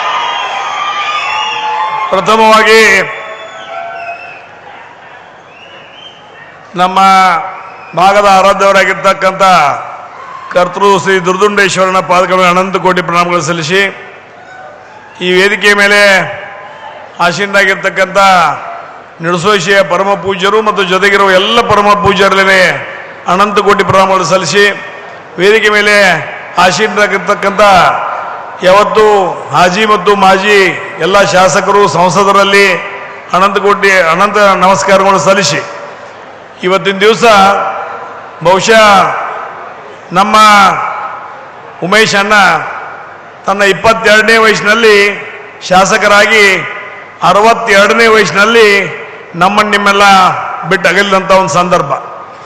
ಅವರ ಅಗಲಿಕೆ, ಅವರ 40 ವರ್ಷದ ಜೀವನ ಚರಿತ್ರೆ ರೈತರ ಜೊತೆಗೆ, ಯುವಕರ ಜೊತೆಗೆ, ಈ ಉತ್ತರ ಕರ್ನಾಟಕದ ಜೊತೆಗೆ ಅನೇಕ ಸಮಸ್ಯೆಗಳ ಜೊತೆಗೆ ಅವರು ಹೋರಾಟ ಮಾಡಿದಂಥ ನನ್ನ ಅಣ್ಣ ಇವತ್ತು ನಿಮ್ಮ ಮುಂದೆ ಇಲ್ಲವ. ಆದ್ರೆ ಅವ್ನು ಮಾಡಿದ ಕೆಲಸ ಎಲ್ಲರೂ ಪ್ರತಿಯೊಂದು ಊರಾಗದಾವ, ಎಲ್ಲರೂ ಮನುಷ್ಯನಾಗದ ನಾವು. ಅದಕ್ಕೆ ಇವತ್ತು ನಮ್ಮಣ್ಣ ಎಲ್ಲ ಊರಾಗ ಕೆಲಸ ಮಾಡ್ಯಾನ. ನೀವೆಲ್ಲ ಹಂಗ ಬಂದಿಲ್ಲ, ನಿಮಗೆ ನಾವು ದುಡ್ಡು ಕೊಟ್ಟಿಲ್ಲ. ಉಮೇಶ್ ಅನ್ನೊಂದು ಅಣ್ಣಂದೊಂದು ಗ್ರಂಥ ಬಿಡುಗಡೆ ಐತಿ, ಬರ್ರಿ ಎಲ್ಲ ಊರಾಗ ಕೆಲಸ ಮಾಡಿದ್ರು ಅದ್ರ ಬರ್ದೈತಿ. ಉತ್ತರ ಕರ್ನಾಟಕದಾಗ ಏನು ಮಾಡ್ಬೇಕು ಅನ್ನೋದ್ರ ಬಗ್ಗೆನೂ ಬರ್ದಾನು. ಬಂದು ನೀವೆಲ್ಲ ಸಾಕ್ಷಿ ಆಗಿರುತ್ತೇಳಿ ವಿನಂತಿ ಮಾಡ್ಕೊಂಡದಕ್ಕನ ಬರೇ ಕೇವಲ ಕತ್ತಿ ಮಾಡಿದ ಒಂದು ವಿನಂತಿಗೆ ಇವತ್ತು ದಿವಸ ನೀವೆಲ್ಲ ಕೂಡಿ ಬಂದಿದ್ದೀರಿ ಅನ್ನೋ ಸಲುವಾಗಿ ನಾನು ತಮ್ಮೆಲ್ಲರಿಗೆ ಧನ್ಯವಾದಗಳನ್ನು ಹೇಳಲಿಕ್ಕೆ ಇಚ್ಛೆ ಪಡ್ತಾ ಇದ್ದೀನಿ. ಇವತ್ತು ನಾನು ಅನೇಕ ಜನರು ಉಮೇಶನ ವಿಷಯಗಳನ್ನು ಸಾಕಷ್ಟು ಜನರಿಗೆ ಗೊತ್ತಿರುವುದಿಲ್ಲ. ಒಬ್ಬ ಮುಖ್ಯಮಂತ್ರಿಗಳು ಮಾತನಾಡಿದ್ರು, ಒಬ್ಬ ರಾಜ್ಯಸಭಾ ಸದಸ್ಯರು ಮಾತನಾಡಿದ್ರು, ಒಬ್ಬ ಕಾಂಗ್ರೆಸ್ ಪಕ್ಷದ ಹಿರಿಯ ನಾಯಕರು ಮಾತನಾಡಿದ್ರು. ಇವತ್ತು ದಿವಸ ಬಿಜೆಪಿ ಇದ್ಕೊಂಡು ಸಾಕಷ್ಟು ತೊಂದರೆಗಳನ್ನು ಅನುಭವಿಸಿ ಉಚ್ಚಾಟಿತರಾಗಿ ಸಹಿತ ಅವರು ಇವತ್ತು ದಿವಸ ಮಾತನಾಡಿದ್ರು. ಇವತ್ತು ಜೈನ್ ಸಮಾಜದ ಅಭಯನ ಪಾಟೀಲ್ರು ಮಾತನಾಡಿದ್ರು, ಸಂಜಯ್ ಪಾಟೀಲ್ರು ಮಾತನಾಡಿದ್ರು. ಅನೇಕ ಜನ ಇವತ್ತು ದಿವಸ ಉದಾಸಿ ಅವರು ಅಲ್ಲಿಂದ ಬಂದು ಮಾತನಾಡಿದ್ರು. ಇಷ್ಟೆಲ್ಲ ಮಾತನಾಡಬೇಕಾದ್ರೆ ಅವನ ಅನ್ಯೋನ್ಯವಾಗಿರ್ತಕ್ಕಂಥ ಸಂಬಂಧ ಬಹುಶಃ ಜಾತ್ಯತೀತ ಪಕ್ಷಾತೀತ ನಾಯಕ ಯಾರಾದ್ರೂ ಇದ್ರೆ ಅದು ನಮ್ಮ ಅಣ್ಣ ಇದ್ದ ಆಗ್ತಾರ. ನಾ ಇವತ್ತು ದಿವಸ ಬಹಳ ಹೆಮ್ಮೆಯಿಂದ ನಾ ಹೇಳ್ತೀನಿ. ಮತ್ತೆ ನೀವು 8 ಸಲ ಚುನಾವಣೆಗೆ ನಿಂತ್ರ ಬೇರೆ ಬೇರೆ ಚಿನ್ನ ಮ್ಯಾಗ 5 ಸಲ ಆರಿಸಿ ಕಳಿಸಿದಿರಿ. ಬರೇ ನನಗೆ ಯಾವ ಚಿನ್ನ ಬೇಕಾಗಿಲ್ಪ, ಸಾವುಕಾರ ಹೆಸರು ಎಲ್ಲೈತೆ ಅದ್ರ ಮುಂದೆ ನಮ್ಮ ಶಿಕ್ಕ ಹಾಕ್ತಂತ ನೀವು ಒಂದು ದಿವಸ ಆಯ್ಕೆ ಮಾಡಿಕೊಟ್ಟಿದ್ದೀರಿ. ಆದ್ರೆ ನಂದು ಅಪೇಕ್ಷೆ ಇನ್ನೊಂದು 8-10 ವರ್ಷ ಹೋಗಿರ್ಬೇಕಾಗಿತ್ತು. ಆ 8-10 ವರ್ಷ ಇದ್ದಿದ್ರೆ ಈ ಉತ್ತರ ಕರ್ನಾಟಕದ ಚಿತ್ರನೇ ಬೇರೆ ಮಾಡ್ತಿದ್ದ ಅನ್ನುವಂಥ ಆತ್ಮವಿಶ್ವಾಸ ನನಗಿತ್ತು ಅನ್ನೋ ಮಾತನ್ನ ಈ ಸಂದರ್ಭದಲ್ಲಿ ಹೇಳ್ತಾ ಇದ್ದೀನಿ. ಇವತ್ತು ಅನೇಕ ವಿಷಯಗಳನ್ನ ಕೆಲವೊಂದು ಸಂದರ್ಭದಲ್ಲಿ ನಾವು ಹೇಳಬೇಕಾಗ್ತದೆ. ಇವತ್ತಿನ ದಿವಸ ತಾವೆಲ್ಲ ತಮ್ಮ ಊರಿನಿಂದ ಇಷ್ಟ ಸೋಯಾಬೀನ್ ರಾಶಿ ಅದಾವ, ನನಗೆ ಗೊತ್ತೈತಿ, ತ್ರಾಸ ಆಗ್ತೈತಿ. ನಿಮಗೆ ಹೊಲದಾಗ ರಾಶಿ ಬಿಟ್ಟು ಬಂದಿದ್ದೀರಿ, ಗೊತ್ತೈತಿ. ಆದ್ರೂ ಎಲ್ಲ ನಿಮ್ ತೆಗೆದ ಬಿಟ್ಟು ಇವತ್ತು ದಿವಸ ನಮ್ಮ ದೊಡ್ಡ ಸಾಹುಕಾರ ಸಲುವಾಗಿ ನಾವು ಬರ್ತೀವಿ ಅಂತೇಳಿ ಇವತ್ತು ದಿವಸ ನೀವು ಬಂದಿದ್ದೀರಿ. ಆ ದೊಡ್ಡ ಸಾಹುಕಾರ ಮ್ಯಾಗಿನ ಪ್ರೀತಿಗೆ ಇವತ್ತು ದಿವಸ ನೀವು ಬಂದಿದ್ದೀರಿ. ಆ ಭಾವನೆ ಇಟ್ಟುಕೊಂಡು ಇವತ್ತು ವಿಶೇಷವಾಗಿ ಉತ್ತರ ಕರ್ನಾಟಕದಲ್ಲಿ ಅಥವಾ ಕರ್ನಾಟಕದಲ್ಲಿ ಕಾಣದ ಕೈಗಳು ಇವತ್ತಿನ ದಿವಸ ನಮ್ಮ ಇನ್ನುಳಿದ ಎಲ್ಲ ಸಮಾಜ, ಇವತ್ತು ಹಾಲ್ಮ ಸಮಾಜ ಇರಬಹುದು, ಲಿಂಗಾಯತ ಸಮಾಜ ಇರಬಹುದು, ಜೈನ್ ಸಮಾಜ ಇರಬಹುದು, ಇವತ್ತು ಎಲ್ಲ ಸಮಾಜಗಳಲ್ಲಿ ಇವತ್ತು ದಿವಸ ಕಾಣಲಾರದ ಕೈಗಳು ಇವತ್ತು ದಿವಸ ನಮ್ಮ ಬೇರನ್ನ ಕಟ್ ಮಾಡಕತ್ತಾರ. ಅದರ ಸಲುವಾಗಿ ಇವತ್ತಿನ ದಿವಸ ಬಸವನಗೌಡ ಪಾಟೀಲ್ರನ್ನ ನಾನು ಭಾರತೀಯ ಜನತಾ ಪಕ್ಷಕ್ಕೆ ಹೈಕಮಾಂಡ್ವರಿಗೆ ವಿನಂತಿಯನ್ನು ಮಾಡ್ತಾ ಇದ್ದೇನೆ. ನನ್ನ ತಾಲೂಕಿನ ಮತಕ್ಷೇತ್ರದ ಹುಕ್ಕೇರಿ ತಾಲೂಕಿನ ಜನರ ಮುಖವಾಗಿ, ನನ್ನ ಬೆಳಗಾವಿ ಜಿಲ್ಲೆಯ ಜನತೆ ಪರವಾಗಿ, ಉತ್ತರ ಕರ್ನಾಟಕದ ಜನರ ಪರವಾಗಿ ನಾನು ಇವತ್ತು ದಿವಸ ಹೈಕಮಾಂಡಲ್ಲಿ ವಿನಂತಿಯನ್ನು ಮಾಡ್ತೇನೆ. ಆದಷ್ಟು ಬೇಗ ಬಸವನಗೌಡ ಪಾಟೀಲ್ರನ್ನ ಭಾರತೀಯ ಜನತಾ ಪಕ್ಷಕ್ಕೆ ಸೇರಿಸಿಕೊಳ್ಬೇಕು ಅನ್ನೋದು ಮಾತನ್ನು ಇಚ್ಛೆ ಪಡ್ತಾ ಇದ್ದೀನಿ. ಅವ್ರು ಸೇರ್ಕೊಳ್ಬೇಕು. ಅವರೆಲ್ಲ ಉತ್ತರ ಕರ್ನಾಟಕ ಬಡವಾಗ್ತೈತಿ, ನಾಳೆ ನಮ್ಮನ್ನು ಹೇಳೋರು ಕೇಳೋರಾಗ್ತಾರೋ. ಅದರ ಸಲುವಾಗಿ ಒಂದು ದಿವಸ ಬಸವನಗೌಡ ಯತ್ನಾಳ್ ಪಾಟೀಲ್ರನ್ನ ಯಾವುದೇ ಷರತ್ತುಗಳನ್ನು ಹಾಕದೆ ಉತ್ತರ ಕರ್ನಾಟಕದ ಹೊರಗೆ ಸಾಮ್ರಾಟ್ನಲ್ಲಿರ್ತಕ್ಕಂಥ ಬಸವನಗೌಡ ಪಾಟೀಲ್ರನ್ನ ಕೂಡಲೇ ಭಾರತೀಯ ಜನತಾ ಪಕ್ಷ ತಗೊಳ್ಬೇಕು ಅನ್ನೋಂಥ ಒತ್ತಾಯವನ್ನು ನಾನು ಭಾರತೀಯ ಜನತಾ ಪಕ್ಷಕ್ಕೂ ಮಾಡ್ತೀನಿ. ವೈಯಕ್ತಿಕವಾಗಿ ಅವ್ರು ತಗೊಂಡ್ರೆ ತಾವು ಬರಬೇಕಂತ ಒಂದು ದಿವಸ ಬಸವನಗೌಡ ಯತ್ನಾಳ್ ಅವರಿಗೂ ನಾ ಈ ವಿನಂತಿಯನ್ನು ಮಾಡ್ತೀನಿ ಮಾತನ್ನ ಈ ಸಂದರ್ಭದಲ್ಲಿ ಹೇಳಲಿಕ್ಕೆ ಇಚ್ಛೆ ಪಡ್ತಾ ಇದ್ದೀನಿ. ಅದೇ ತೆರನಾಗಿ ಉದಾಸಿಯವರು ಮಾತಾಡಿ ಹೋದ್ರು. ಉದಾಸಿಯವ್ರದ್ದು ಪರಿಸ್ಥಿತಿ ಹಂಗಾತು. ಉದಾಸಿಯವರು ಸ್ವತಂತ್ರ ಇವತ್ತು ಭಾರತೀಯ ನಮ್ಮ ಜನತಾ ಪರಿವಾರದಿಂದ ಬಂದಂತ ಜನ ಬಂದು ಕಡೆಗೆ ಬಿಜೆಪಿ ಜಾಯ್ನಿಂಗ್ ಎಲ್ಲ ಮಾಡಿದ್ರು. ಆಕಸ್ಮಿಕ ಅವರು ಅಧಿಕಾರದಾಗೆಲ್ಲ ತಿರ್ಕೊಂಡ್ರು. ಅವರು ತಿರ್ಕೊಂಡಾಗ ಸ್ವತಃ ನಾನು ಹೋಗಿ ಹೇಳಿ, ಶಿವಕುಮಾರ್ MP ಅದಾನ ಖರೆ, ಈ ಸಲ ಅವರ ಸೊಸಿಗೆ ನೀವು ಟಿಕೆಟ್ ಕೊಡ್ರಿ, ಆರಿಸ್ತವ್ರ ಜವಾಬ್ದಾರಿ ನಂದೈತಿ, ಅವ್ರ ಸೊಸಿಗೆ ಟಿಕೆಟ್ ಕೊಡುವಂತ ನಾನು ಹೋಗಿ ವಿನಂತಿ ಮಾಡಿ. ಆದ್ರೆ ಕೊನೆ ಹಂತಕ್ಕೆ ಅದನ್ನು ಕೊಡ್ಲಿಲ್ಲ, ಬೇರೆಯವ್ರು ಕೊಟ್ರು. ಬೇರೆಯವ್ರು ಕೊಟ್ಬಿಡಿ ಇವತ್ತು ದಿವಸ ಬಿಜೆಪಿ ಅಲ್ಲಿ ಸೋಲೋದ್ರ ಮುಖಾಂತರ ಇನ್ನೊಂದು ಕಾಂಗ್ರೆಸ್ ಇವತ್ತು ದಿವಸ ಆಯ್ಕೆಯಾಗಿ ಬಂತು. ಅದು ಮಣಿತನ ಇವತ್ತು ದಿವಸ ಆ ಒಂದು 3-4 ಜಿಲ್ಲೆಗಳಲ್ಲಿ ಉದಾಸಿ ಮಣಿತನ ಸಹಿತ ತನ್ನದೇ ಆಗಿರ್ತಕ್ಕಂಥ ಹೋಟನ್ನು ಹೊಂದಿದೆ. ಅದಕ್ಕೆ ಬರುವಂತ ದಿನಮಾನಗಳಲ್ಲಿ ಶಿವಕುಮಾರ್ ಉದಾಸಿ ಅವರನ್ನು ಸಹಿತ ವಿಧಾನಸಭೆಯ ಒಬ್ಬ ಸದಸ್ಯ ನನ್ನ ಸಲುವಾಗಿ ಟಿಕೆಟ್ ಕೊಡಬೇಕು ಅನ್ನೋಂಥ ಮಾಗಣಿಯನ್ನು ನಾನು ಮಾಡಲಿಕ್ಕೆ ಇಚ್ಛೆ ಪಡ್ತಾ ಇದ್ದೀನಿ. ನಮ್ಮ ಅಣ್ಣ ಹೇಳಿದ್ ನನಗೆ, ಇಲ್ಲ ರಮ್ಯಾ ನನಗೆ ಏನು ಯಾವಾಗ ಆಕೈತಿ ಗೊತ್ತಿಲ್ಲ, AB ಪಾಟೀಲ ನಾನು ಕೂಡಬೇಕಂತ ವಿಚಾರ ಮಾಡಿದೀವು, ಅದನ್ನು ಬಸವನಗೌಡ ನಡುವಾಗಿ ಮಾಡಾಕತ್ತಾನ, ಇಬ್ರು ಕೂಡಿದ ಅಂದ್ರೆ ಎಲ್ಲ ಸರಿ ಆಗ್ತೈತಿ ಅಂತ ನನ್ನ ಮುಂದೆ 2 ಸಲ ಅಂದ. ಅವಾಗ ಅಂದಾಗ ನನಗೊಂದು ಮಾತು ಹೇಳಿದ, ಯಾವಾಗ ನನಗೆ ಏನ್ರ ಆದ್ರೆ ನೀ ಯಾರ ಕಡೆ ಹೋಗಬೇಡ, ಪ್ರಕಾಶ್ ಹುಕ್ಕೇರಿ, ಪ್ರಭಾಕರ್ ಕೋರೆ, AB ಪಾಟೀಲ್ರನ್ನ 3 ಮಂದಿನ ಏನ್ರ ಕೇಳಿ ನೀ ಹೆಜ್ಜೆ ಇಡಂತ ನನಗೆ ಹೇಳಿದ್ದ. ಆ ಪ್ರಕಾರ ಪ್ರಕಾಶನ ಹುಕ್ಕೇರಿ ಇರೋದು, ಪ್ರಭಾಕರನ ಕೋರೆ ಇರ್ಬೋದು, ಕುಮಾರನ ಅಂದ್ರೆ AB ಪಾಟೀಲ್ ಇರೋದು, ಅವ್ರ ಗಮನಕ್ಕೆ ವಿಷಯಗಳನ್ನ ತಂದು ನಾ ಇವತ್ತು ದಿವಸ ಹೆಜ್ಜೆಯನ್ನು ಇಡಾಕತ್ತೀನಿ. ಆದ್ರೆ ಇವತ್ತಿನ ದಿವಸ ಮೊನ್ನೆ ಹೇಳಿದ್ನಿ, ಇದೀಗ ಅವ್ರು ಹೇಳಿದ್ರು ಭಾಷಣ ಮಾಡುವಾಗ, ಇವತ್ತು ದಿವಸ ಈರಣ್ಣ ಕದಡಿ ಅವರು ನೋವಿನ ಮನುಷ್ಯನಿಂದ ಹೇಳಿದ್ರು, ಉಮೇಶ್ ಕತ್ತಿ ಅವರು ತೀರಿ ಹೋದ ನಂತರ ರಮೇಶ್ ಕತ್ತಿ ಯಾಕೆ ಹಿಂಗಾದ, ಯಾಕೆ ಸುಮ್ಮನಾದ ಅಂತ ಹೇಳಿ. ಆದ್ರೆ 60 ವರ್ಷ ಇಬ್ರು ಕೂಡಿ ಬಂದಿದ್ದು ನಾವು, ಜೋಡಿ ಅಂತ ಸತ್ ಕೂಡಲೇ ಅವ್ ತೀರಿ ಹೋಗಾನ ನನಗೆ ಏನು ಮಾಡ್ಬೇಕು ಅನ್ನೋದು ತಿಳಿಲಿಲ್ಲ. ಆದರೆ ಈಗ ತಿಳಿಯಾಕತ್ತದ್ದಿ, ಅದಕ್ಕೀಗ ನಾವು ಮೈ ಕೊಡವಿ ಎದ್ದೆವು. ಇನ್ನು ಬರುವಂತ ದಿನಮಾನಗಳಲ್ಲಿ ಇದೇ ಹುಕ್ಕೇರಿ ತಾಲೂಕಿನಿಂದ ಸುಲ್ಟ್ರ ಗಾಳಿಯನ್ನು ಬೆಳಗಾವಿ ಜಿಲ್ಲೆ ಉತ್ತರ ಕರ್ನಾಟಕ ಹೇಳಲಿಕ್ಕೆ ಇಚ್ಛೆ ಪಡ್ತಾ ಇದ್ದೇನೆ ನಾನು. ಈ ಕಾಣದ ಕೈಗಳು ಎಲ್ಲೆಲ್ಲಿ ಏನೇನು ಮಾಡಾಕತ್ತಾವ ಅನ್ನೋದ್ರ ಬಗ್ಗೆ ಸಂಪೂರ್ಣ ಜ್ಞಾನ ನನಗದ, ಸಂಪೂರ್ಣ ಅರಿವದ. ಇವತ್ತು ಕಾಣದ ಕೈಗಳು ಯಾರೇ ಇದ್ರು ಏನೇ ಇದ್ರು ಸಹಿತ ಇವತ್ತಿನ ದಿವಸ ಜಾತ್ಯತೀತವಾಗಿ ಪಕ್ಷಾತೀತವಾಗಿ ನನ್ನ ಜಿಲ್ಲೆ, ನನ್ನ ಉತ್ತರ ಕರ್ನಾಟಕವನ್ನು ಸಂಭಾಳಿಸುವಂತ ಜವಾಬ್ದಾರಿ ನನಗೋದ. ಆ ನಿಟ್ಟಿನಲ್ಲಿ ನಾನು ಮೈ ಕೊಡ್ಕೊಂಡು ಹೇಳೋದ್ರ ಮುಖಾಂತರ ಬರುವಂತ ದಿನಮಾನಗಳಲ್ಲಿ ಸುಂಟ್ರ ಗಾಳಿ ಆಗಿ ಇವತ್ತು ದಿವಸ ಯಾರ ನಮ್ಮಲ್ಲಿ ಕೈ ಹಾಕಾಗದ ಅವ್ರವ್ರ ಮನ್ಯಾಗ ಕೊಂಡಿಸುವಂತ ವ್ಯವಸ್ಥೆ ನಾನು ಮಾಡ್ತೇನೆ ಹೇಳಕ್ಕೆ ಇಚ್ಛೆ ಪಡ್ತಾ ಇದ್ದೀನಿ. ಅಭಯಣ್ಣ ಪಾಟೀಲ್ರು ಹೇಳಿದ್ರು, ನಾವೆಲ್ಲರೂ ನಿಮ್ಮ ಜೋಡಿ ಇದೀವಿ, ನೀವು ಮುಂದುವರಿರಿ ಅಂತ. ದೊಡ್ಡ ಧನ್ಯವಾದ. ಯಾಕಂದ್ರೆ ನೀವೆಂದೂ ಉಮೇಶನ ಎಂದು ನೀವು ಶಾಸಕ ಅಂತ ನೀವು ಅನ್ಕೊಂಡಿಲ್ಲ. ಅಭಯಣ್ಣ ಯಾವತ್ತಿದ್ರು ಅಣ್ಣ ಅಂತ ತಿಳ್ಕೊಂಡು ನೀವೆಲ್ಲ ಬಂದವರು, ನೀವಾಗಲಿ, ಸಂಜಯ್ ಪಾಟೀಲ್ ಆಗಲಿ, ರಾಸವಣ್ಣ ಆಗಲಿ, ಉತ್ತಮ್ ಪಾಟೀಲ್ ಆಗಲಿ, ಎಲ್ಲರೂ ಕೂಡಿ ಬಂದವರು. ಆದರೆ ಇವತ್ತು ಅಚಾನಕ್ಕಾಗಿ ಅವ್ನು ಹೋಗ್ಯಾನ. ಅದಕ್ಕೆ ರಾಜಕಾರಣ ಇವತ್ತು ಉತ್ತರ ಕರ್ನಾಟಕ ಬೆಳಗಾವಿ ಜಿಲ್ಲೆ ರಾಜಕಾರಣ ಒಂದು ಸ್ವಲ್ಪ ಹೇರಾಪೇರಿ ಆಗಾಕತ್ತದ. ಅದರ ಸಲುವಾಗಿ ಗಮನದಲ್ಲಿ ಇಟ್ಕೊಳ್ಳೋದ್ರ ಮುಖಾಂತರ ಇವತ್ತು ನಾನು ಎ ಬಿ ಪಾಟೀಲರು ಒಂದಾಗೋದ್ರ ಮುಖಾಂತರ ಈ ವಿದ್ಯುತ್ ಸಹಕಾರ ಸಂಘದ ಚುನಾವಣೆ ನಡೆಸ್ತಾ ಇದ್ದೀವಿ. ಬರುವಂತ ದಿನಮಾನ 28ನೇ ತಾರೀಕು ಚುನಾವಣೆ ಐತಿ. ಆ ಚುನಾವಣೆಯಲ್ಲಿ ಪ್ರಚಂಡ ಬಹುಮತದಿಂದ 15ಕ್ಕೂ 15 ಜನರನ್ನ ಆಯ್ಕೆ ಮಾಡಿ ನಾವು ತರ್ತೀವಿ ಅನ್ನೋ ಮಾತನ್ನು ಸಹಿತ ಇದೇ ಸಂದರ್ಭದಲ್ಲಿ ಹೇಳೋದ್ರ ಮುಖಾಂತರ ಇವತ್ತು ನಮ್ಮ ತಾಲೂಕಿನ ಜನ ರೊಕ್ಕ ರೂಪಾಯಿಗೆ ಗಮನ ಕೊಡದೇನೆ ಅಭಿವೃದ್ಧಿ ಪರವಾಗಿರ್ತಕ್ಕಂಥ ಜನ ಆದಾರ. ಅವರು ಅಭಿವೃದ್ಧಿ ಪರವಾಗಿರ್ತಕ್ಕಂಥ ಮತವನ್ನು ಹಾಕ್ತಾರೆ. ಮತ್ತು ಬರುವಂತ ದಿನಮಾನಗಳಲ್ಲಿ ಬೆಳಗಾವಿ ಜಿಲ್ಲೆಯಲ್ಲಿ ಎ ಬಿ ಪಾಟೀಲರು ನಾನು ಕೂಡಿ ಹಿರಿಯರ ಮಾರ್ಗದರ್ಶನ ಹಿರಣ್ಣ ಕದರಿರು ಇನ್ನುಳಿದ ಬೆಳಗಾವಿ ಜಿಲ್ಲೆ ಎಲ್ಲರೂ ಇರ್ಬೋದು, ಅವ್ರನ್ನೆಲ್ಲ ಕರ್ಕೊಳ್ಳೋದ್ರ ಮುಖಾಂತರ ಬೆಳಗಾವಿ ಜಿಲ್ಲೆಯ ಜೊತೆ ಉತ್ತರ ಕರ್ನಾಟಕದ ಚಿಂತನೆಯನ್ನು ಮಾಡುವಂತ ಒಂದು ಪ್ರಯತ್ನವನ್ನು ಮಾಡ್ತೀವಿ. ಆ ನಿಟ್ಟಿನಲ್ಲಿ ತಾವು ಸಹಿತ ಬಸನಗೌಡ ಯತ್ನಾಳ್ ಅವರಿಗೆ ನಾ ಹೇಳಿಕೆ ಇಚ್ಛೆ ಪಡ್ತಾ ಇದ್ದೇನೆ. ನಮ್ಮ ಅಣ್ಣನ ಆಮೇಲೆ ಗೊತ್ತವ್ರಿಗೆ, ಅದಕ್ಕಿಂತ ಮೊದಲು ನಂದ ಅವ್ರದ ಬಸನಗೌಡ ಯತ್ನಾಳ್ ನನ್ನ ಪರಿಚಯ, ಅದರ ನಂತರ ನಮ್ಮ ಅಣ್ಣನ ಪರಿಚಯ ಆಯಿತು. ಆದರೆ ಇಬ್ಬರು ಕೂಡಿದ ನಂತರ ಒಂದು ರಾಜಕೀಯ ವ್ಯವಸ್ಥೆಯಲ್ಲಿ ಅಲ್ಲೋಲ ಕಲ್ಲೋಲತೆ ಉಂಟಾಯಿತು. ಆ ಒಂದು ಸಂದರ್ಭ ನೀವಿಬ್ಬರು ಯಾವಾಗ ಕೂಡ್ತೀರಿ, ಎಲ್ಲಿ ಕೂಡ್ತೀರಿ, ಏನು ಮಾತಾಡ್ತೀರಿ ಅನ್ನೋದ್ರ ಬಗ್ಗೆ ಚೌಕಾಶಿ ತೆಗಿಯಾಕತ್ರು. ಅದನ್ನ ನಮ್ಮ ಅಣ್ಣ ನನಗೆ ಹೇಳ್ತಿದ್ದ, ಬಸವನಗೌಡ ಪಾಟೀಲ ನಾನು ಕೂಡ್ಕೊಳ್ಳೆ ನಮ್ಮ ಮ್ಯಾಗ ಒಂದು 10 ಮಂದಿನ ನೋಡಾಕ ಬಿಡ್ತಾರೋ, ಎಲ್ಲಿಗೆ ಹೋಗ್ತಾರೋ, ಏನು ಮಾಡ್ತಾರೋ, ಏನು ಮಾತಾಡ್ತಾರೋ ಅನ್ನೋದನ್ನ ಅದನ್ನ ನನಗೆ ಹೇಳ್ತಿದ್ದ. ಆದರೆ ಇವತ್ತು ಅವನ ವಿಚಾರಗಳು ನಿಮ್ಮ ವಿಚಾರಗಳು ಒಂದಾದಾವ. ವಿಶೇಷವಾಗಿ ಉತ್ತರ ಕರ್ನಾಟಕ ಆಗ್ತಿರ್ತಕ್ಕಂಥ ಅನ್ಯಾಯ, ಅವೇನು ಕರ್ನಾಟಕ ಹೊಡಿಬೇಕು ಅನ್ನುವಂಥ ಮನಸ್ಸು ಅವನಲ್ಲಿ ಇದ್ರಿಕಿಲ್ಲ. ಆದರೆ ಅವನಲ್ಲಿ ಏನಿತ್ತು ಅಂದ್ರೆ ಕರೆಂಟ್ ನಮ್ಮದು ಆದ್ಮೇಲೆ ಬೆಂಗಳೂರಿಗೆ ಹೋಗ್ತೀರಿ, ನಮಗೆ ಬೆಳತಾಗ ರಾತ್ರಿ ನೀರು ಹಸಾಕಿಸ್ತೀರಿ.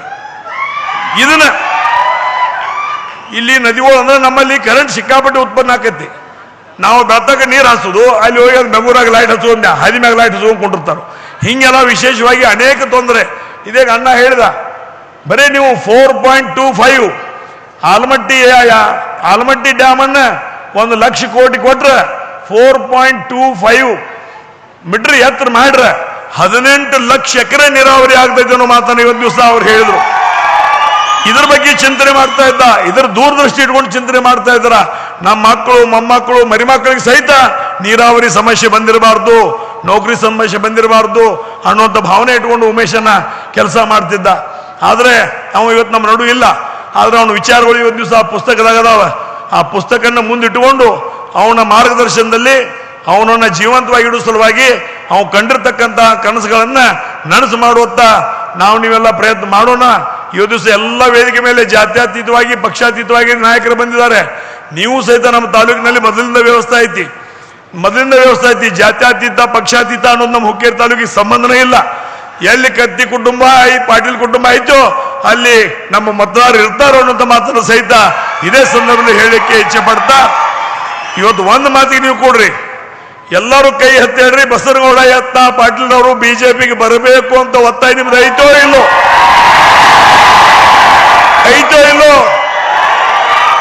ಬಸನಗೌಡ ಪಾಟೀಲ್ರ ನಂದು ಪ್ರಶ್ನೆ ಅಲ್ಲ, ನಿಮ್ಮದು ಪ್ರಶ್ನೆ ಅಲ್ಲ, ಜನರ ಪ್ರಶ್ನೆ ಐತಿ.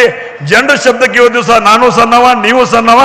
ಅದ್ರ ಸಲುವಾಗಿ ಪಕ್ಷ ಆಹ್ವಾನ ಕೊಟ್ರೆ ಪಕ್ಷ ನಿಮ್ಮನ್ನು ಕರಿತಂದ್ರೆ ಇವತ್ತು ದಿವಸ ನೀವು ಬರಬೇಕು.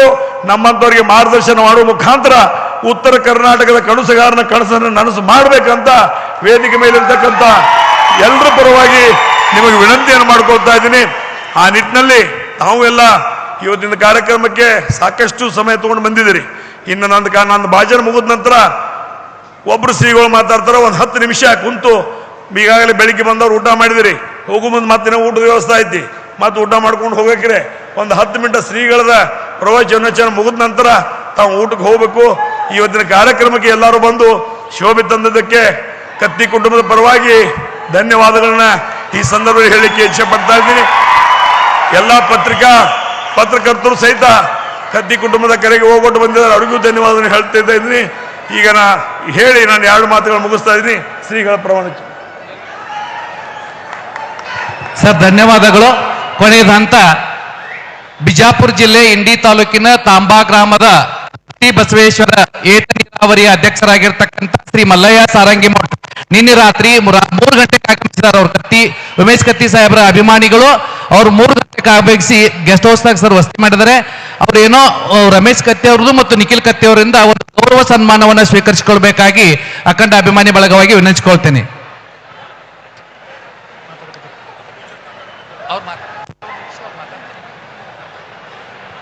ಸನ್ಮಾನ ತಗೊಂಡ್ ಬನ್ನಿಕ್ಕಿ.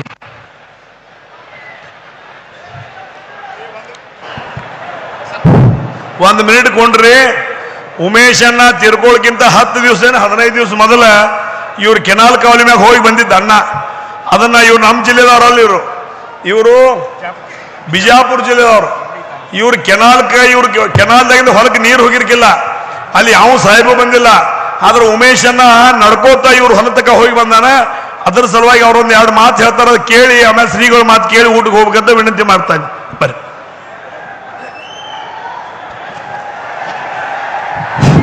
ಹಲವು ಮಾತೇಕಿನ್ನು ನೀನೊಲಿದು ಪಾದವನಿಟ್ಟ ನೆಲವೇ ಸುಕ್ಷೇತ್ರವಯ್ಯ, ಜಲವೇ ಪಾವನ ತೀರ್ಥವಯ್ಯ, ಸುಲಭದಿ ಕೃಪೆಯಾಗು ಶ್ರೀ ಗುರುವೆ. ಪ್ರಪ್ರಥಮದಲ್ಲಿ ಈ ಭವ್ಯ ದಿವ್ಯ ವೇದಿಕೆಯನ್ನು ಅಲಂಕರಿಸಿರ್ತಕ್ಕಂಥ ಪರಮ ಪೂಜ್ಯ ಎಲ್ಲ ಶ್ರೀಗಳ ಶ್ರೀಪಾದ ಚರಣಗಳಲ್ಲಿ ಅನಂತ ಅನಂತ ಕೋಟಿ ಪ್ರಣಾಮಗಳನ್ನು ಸಲ್ಲಿಸಿ, ವೇದಿಕೆಯ ಮೇಲೆ ಉಪಸ್ಥಿತಿರುವಂಥ ಎಲ್ಲ ರಾಜಕೀಯ ಗಣ್ಯಮಾನ್ಯರನ್ನು ಹೃದಯಪೂರ್ವಕವಾಗಿ ನಮಸ್ಕರಿಸುತ್ತಾ, ಯಾವ ಕತ್ತಿ ಸಾಹೇಬರ ಅಭಿಮಾನ ಬಳಗ ಏನು ಬಂದಿದೆ ತಮ್ಮೆಲ್ಲರನ್ನ ಹೃದಯ ಸ್ಪರ್ಶಿ ನಮಸ್ಕರಿಸುತ್ತಾ, ಇನ್ನು ಸಾಹೇಬರ ಬಗ್ಗೆ ಒಂದೆರಡು ಮಾತಂದ್ರೆ, ಸುಮಾರು 50 ವರ್ಷಗಳ ಕಾಲ ನಮ್ಮ ಗುತ್ತಿ ಬಸವಣ್ಣ ಏತ ನೀರಾವರಿ ಕಾಲುವೆ 147 ಕಿಲೋಮೀಟರ್ವರೆಗೆ ಕಾಲುವೆ ಆಗಿತ್ತು, ನೀರು ಬಂದಿದ್ದಿಲ್ಲ.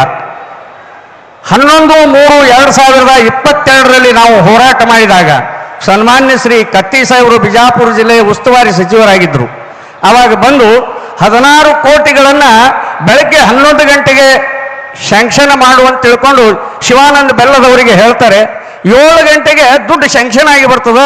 15 ದಿನಗಳಲ್ಲಿ 8 ಮೋಟಾರ್ಗಳನ್ನು ಪುನಃ ನಿರ್ಮಾಣ ಮಾಡಿ ಅಂದ್ರೆ ರಿಪೇರಿಯನ್ನ ಮಾಡಿ ಕಾಲುವೆಗೆ ಶೀಲ್ಡು ಮತ್ತು ಜಂಗಲ್ ಕಟ್ಟಿಂಗ್ ಅನ್ನು ಕೇವಲ 40 ದಿನಗಳಲ್ಲಿ ನಮ್ಮ ಕಾಲುವೆಗೆ ನೀರು ಹರಿದು ಬಂದು ನಿರಂತರವಾಗಿ ಕಾಲುವೆ ತುಂಬಿ ಹೋಗ್ತದೆ. ಅದು ಸಾಹೇಬರ ಒಂದು ಸಾಧನೆ ಮತ್ತು ಅವರು ಮಾಡಿರ್ತಕ್ಕಂಥ ಒಂದು ಘನಕಾರ್ಯದಿಂದ ಇಡೀ ನಮ್ಮ ಭಾಗ 1,56,000 ಎಕರೆ ನೀರಾವರಿಯಾಗಿದೆ. ಅಂಥ ಒಂದು ಸಾಧನೆ ಮಾಡಿರ್ತಕ್ಕಂಥ ಮಹಾನ್ ವ್ಯಕ್ತಿಯ ಒಂದು ಕಾರ್ಯಕ್ರಮ ನಮಗೆ ಕರೆಕೊಟ್ಟಾಗ ನಮ್ಮ ಇಡೀ ಸಮಿತಿಯ ಎಲ್ಲ ಕಾರ್ಯಕರ್ತರು ಸುಮಾರು 2 ಕ್ಲೋಸರ್ ತೆಗೆದುಕೊಂಡು ಆ ಕಾರ್ಯಕ್ರಮ ನಿನ್ನೆ ರಾತ್ರಿ 3 ಗಂಟೆಯಿಂದ ಬಂದು ನಾವು ಕುಳಿತಿದ್ದೀವಿ. ಅದಕ್ಕೆ ದಯಮಾಡಿ ತಾವೆಲ್ಲರೂ ಅಂಥ ಒಂದು ಮಹಾನ್ ವ್ಯಕ್ತಿಯ ಜೀವನದ ಒಂದು ಗ್ರಂಥ ಇವತ್ತು ಬಿಡುಗಡೆ ಮಾಡಿದ್ದಾರೆ. ಅವರ ಮಾರ್ಗದಲ್ಲಿ ನಾವು ನೀವುಗಳೆಲ್ಲ ನಡೆದಿದ್ದಾದರೆ ಈ ಉತ್ತರ ಕರ್ನಾಟಕದ ಒಂದು ಏಳಿಗೆ ಆಗ್ತದೆ ಅನ್ನತಕ್ಕಂಥ ಮಾತನ್ನು ಇಟ್ಕೊಂಡು ನನ್ನ 2 ಮಾತಿಗೆ ವಿರಾಮ ಕೊಡ್ತೇನೆ. ಜೈ ಹಿಂದ್, ಜೈ ಕರ್ನಾಟಕ.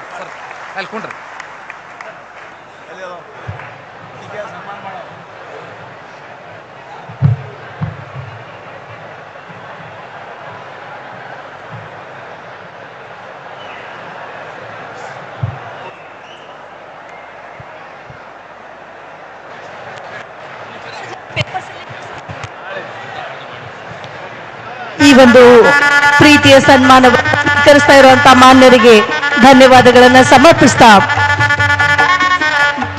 ಪರಮ ಪೂಜ್ಯರು ನಿಡಸೋಶಿ ಸಿದ್ಧ ಸಂಸ್ಥಾನ ಮಠದ ಶ್ರೀ ಜಗದ್ಗುರು ಪಂಚಮಲಿಂಗೇಶ್ವರ ಶಿವಲಿಂಗೇಶ್ವರ ಮಹಾಸ್ವಾಮೀಜಿಗಳು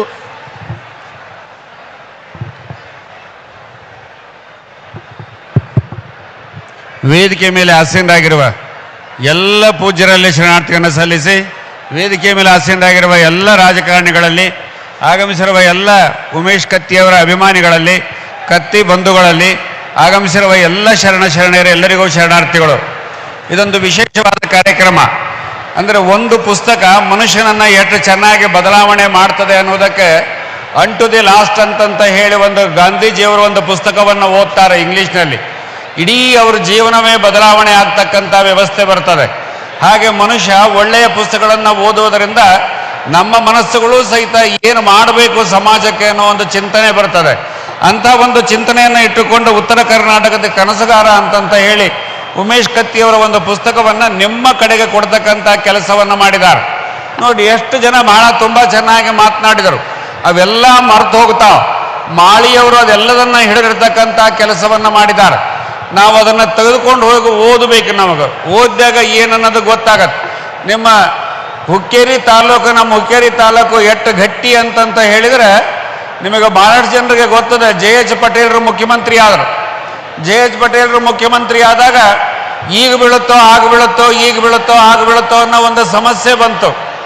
ಆವಾಗ ಅವರು ಹಿಂದೆ ಗಟ್ಟಿಯಾಗಿ ನಿಂತುಕೊಂಡು ಉತ್ತರ ಕರ್ನಾಟಕದ ಎಲ್ಲ MLAಗಳನ್ನು ಒಂದು ಕಡೆ ತರತಕ್ಕಂಥ ಕೆಲಸ ಮಾಡಿದವರು ಯಾರಾದರೂ ಇದ್ರೆ ಅದರ ಉಮೇಶ್ ಕತ್ತಿಯವರು ಹಾಗೂ AB ಪಾಟೀಲರು. ಅವಾಗ ಇಬ್ಬರು ಕೂಡೇ ಇದ್ರು, ಮತ್ತೀಗ ಇಬ್ಬರು ಕೂಡಿದ್ದಾರೆ ಎಲ್ಲ ಅಷ್ಟು. ಅಂದ್ರೆ ಇವು ಸಮಾಜದಲ್ಲಿ ಜನರಲ್ಲಿ ಉತ್ತರ ಕರ್ನಾಟಕವನ್ನು ಕಟ್ಟಬೇಕು ಅನ್ನೋ ಒಂದು ದೃಷ್ಟಿಯನ್ನು ಇಟ್ಟುಕೊಂಡು ಕೆಲಸ ಮಾಡ್ತಕ್ಕಂಥ ಜನ ಬಹಳಷ್ಟು ಜನ ಇದ್ದಾರೆ. ಅವರು ಉಮೇಶ್ ಕತ್ತಿಯವರಿಗೆ ಉತ್ತರ ಕರ್ನಾಟಕದ ಕಡೆ ಯಾಕೆ ಇಟ್ಟು ಒಲವು ಬಂತು, ಇದನ್ನ ಸಪರೇಟ್ ರಾಜ್ಯ ಮಾಡಬೇಕು ಅಂತ ಯಾಕೆ ಒಲವು ಬಂತು ಅಂತ ಹೇಳಿದರೆ ಮೊದಲಿನಿಂದಲೂ ಸ್ವಲ್ಪ ಆ ಚಿಂತನೆಯಲ್ಲಿ ಇದ್ರು. ಆವಾಗ ನಮ್ಮ DC ಆಗಿದ್ದಂಥವ್ರು ಬಹಳಷ್ಟು ಜನರಿಗೆ ಗೊತ್ತದೆ. ಜಾಮದಾರ್ ಅಂತೇಳಿ DC ಆಗಿದ್ರು. ಅವರು ತಾರತಮ್ಯ ಅಂತ ಒಂದು ಪುಸ್ತಕವನ್ನ ಬರೀತಾರೆ. DC ಆಗಿ ಮುಗಿದ ಮೇಲೆ ತಾರತಮ್ಯ ಅಂತ ಒಂದು ಪುಸ್ತಕವನ್ನ ಬರೀತಾರೆ. ಆ ಪುಸ್ತಕದಲ್ಲಿ ನೀರಾವರಿಯಿಂದ ನಾವು ಎಷ್ಟು ಹಿಂದಿದ್ದೇವೆ, ಶಿಕ್ಷಣದಿಂದ ಹಿಂದಿದ್ದೇವೆ, ನೌಕರಿಯಿಂದ ಹಿಂದಿದ್ದೇವೆ, ಕೃಷಿಯಿಂದ ಹಿಂದಿದ್ದೇವೆ, ಯಾವ ಮೇನ್ ಅದಾವ ಎಲ್ಲದರಿಂದಲೂ ಉತ್ತರ ಕರ್ನಾಟಕ ಹಿಂದದ ಅನ್ನೋದನ್ನ ಅಂಕಿ ಸಂಖ್ಯೆ ಸರಿಯಾಗಿ ಕೊಡ್ತಕ್ಕಂಥ ಕೆಲಸವನ್ನ ಮಾಡ್ತಾರೆ. ಇದನ್ನ ರೀಪ್ರಿಂಟ್ ಮಾಡಿಸ್ಬೇಕಾಗಿರ್ತದೆ. ನಾಗೇಶನ್ನವರು ಅವ್ರ ಮನೆಗೆ ಹೋಗ್ತಾರೆ. ಇವರು ವಿಧಾನಸೌಧದಾಗ ಇದನ್ನ ಎತ್ತಿರ್ತಾರೆ. ಉತ್ತರ ಕರ್ನಾಟಕದ ಬಗ್ಗೆ ಮಾತನಾಡಿದಾಗ ಅವ್ರ ಮನೆಗೆ ಹೋಗ್ತಾರೆ. ಇದನ್ನ ರೀಪ್ರಿಂಟ್ ಮಾಡಿಸ್ಕೊಡ್ರಿ, ಹಿಂಗಾಗಿತ್ತೆ ಅಂತ. ಏನದು ಅಂತ ಕೇಳ್ತಾರೆ. ಅವೆಲ್ಲವನ್ನ ಕೂತ್ಕೊಂಡು ಅವ್ರಿಗೆಲ್ಲ ಮಾಹಿತಿ ಕೊಡ್ತಾರೆ. ಆಮೇಲೆ ಒಂದು ತಗೊಂಡು ಓದ್ತಾರೆ. ಆವಾಗಿನಿಂದ ಅವ್ರ ತಲೆ ಒಳಗ ಉತ್ತರ ಕರ್ನಾಟಕದ ಬಗ್ಗೆ ಬಹಳಷ್ಟು ಚಿಂತನೆ ಬರ್ತಕ್ಕಂಥ ವ್ಯವಸ್ಥೆ ಬರ್ತದೆ. ಅದನ್ನ ಪ್ರಿಂಟ್ ಮಾಡಿ ಬಹಳಷ್ಟು ಜನರಿಗೆ ಪುಕಟೆಯಾಗಿ ಕೊಡ್ತಕ್ಕಂಥ ಕೆಲಸವನ್ನ ಮಾಡ್ತಾರೆ. ಹಾಗೆ ಈ ತಾರತಮ್ಯವನ್ನ ತುಂಬಾ ಚೆನ್ನಾಗಿ ಅರ್ಥ ಮಾಡಿಕೊಂಡಂಥವ್ರು ಅದಕ್ಕೆ ಉತ್ತರ ಕರ್ನಾಟಕದಲ್ಲಿ ಒಂದು ಹೋರಾಟ ಮಾಡಿ ಜನರಿಗೆ ಕಲ್ಯಾಣ ಮಾಡಬೇಕು ಅಂತ ಹೇಳಿ ಅವರು ಇಂಡಿಯವರು ಹೇಳಿದಂಗೆ ಇಲ್ಲಿಗೆ ಏನು ನೀರು ಬರಲ್ಲ, ಯಾಕೆ ಬರಲ್ಲ, ಅದು ಯಾಕೆ ಮಾಡಬೇಕು ಅನ್ನೋದನ್ನ ಅಧಿಕಾರಿಗಳ ಬೆನ್ನು ಹತ್ಯೆ ಮಾಡ್ತಕ್ಕಂಥ ಕೆಲಸವನ್ನ ಅವರು ಮಾಡಿದ್ರು ಆ ಕಾಲಕ್ಕೆಲ್ಲ. ಇವತ್ತು ಅವರನ್ನ ನೆನೆಸಿಕೊಳ್ತಾ ಇದ್ದೇವೆ. ಅದನ್ನು ಬಹಳಷ್ಟು ಜನ ಎಲ್ಲ ಹಿರಿಯರು ತುಂಬಾ ಚೆನ್ನಾಗಿ ಮಾತನಾಡಿದ್ದಾರೆ. ಮುಂದೆ ಏನು ಬೇಕು ಅನ್ನೋದನ್ನ 28ಕ್ಕೆ ಅವರೆಲ್ಲ ಹೇಳಿದ್ದಾರೆ. ಆ ರೀತಿ ನೀವೆಲ್ಲ ಸನ್ನದ್ಧರಾಗಿ ಮತ್ತೆ ಉತ್ತರ ಕರ್ನಾಟಕದ ಹೊಸ ಯೋಜನೆಯನ್ನು ಬರ್ತಕ್ಕಂಥ ಕೆಲಸವನ್ನು ತಾವೆಲ್ಲ ಮಾಡ್ರಿ ಅಂತಂತ ಹೇಳ್ತಾ ಈ ಎಲ್ಲ ಕಾರ್ಯಕ್ರಮಗಳಿಗೆ ರೋವಾರಿಗಳಾಗಿ ನಿಂತು ರಮೇಶ್ ಕತ್ತಿಯವರು ಇವ್ರನ್ನೆಲ್ಲ ಇಷ್ಟು ಜನ ಎಲ್ಲ ಒಂದೇ ವೇದಿಕೆ ಮೇಲೆ ತರ್ತಕ್ಕಂಥ ವ್ಯವಸ್ಥೆಯನ್ನು ಮಾಡಿದ್ದಾರೆ. ಕಾರಣ ಏನು ಅಂದ್ರೆ ಉತ್ತರ ಕರ್ನಾಟಕ ತುಂಬಾ ಚೆನ್ನಾಗಿ ಬೆಳೀಬೇಕು, ಅವರ ಕನಸನ್ನು ನಾವೆಲ್ಲ ನೆನಸು ಮಾಡ್ತಕ್ಕಂಥ ವ್ಯವಸ್ಥೆಯನ್ನು ಮಾಡಬೇಕು ಅಂತ ಒಂದು ಉದಾಹರಣೆಯನ್ನು ಇಟ್ಟುಕೊಂಡು ಅವರು ಮಾಡಿದಂಥ ಒಂದು ಕೆಲಸ ಬಹಳ ಸಕ್ಸಸ್ ಆಗಿದೆ. ಬಹಳ ಸಂತೋಷ. ತಮ್ಮೆಲ್ಲರಿಗೂ ದೇವರು ಒಳ್ಳೇದು ಮಾಡಲಿ ಅಂತೇಳಿ ಆಸಿ ಎರಡು ಮಾತುಗಳಿಗೆ ವಿರಾಮವನ್ನು ಕೊಡ್ತಾ ಇದ್ದಾರೆ.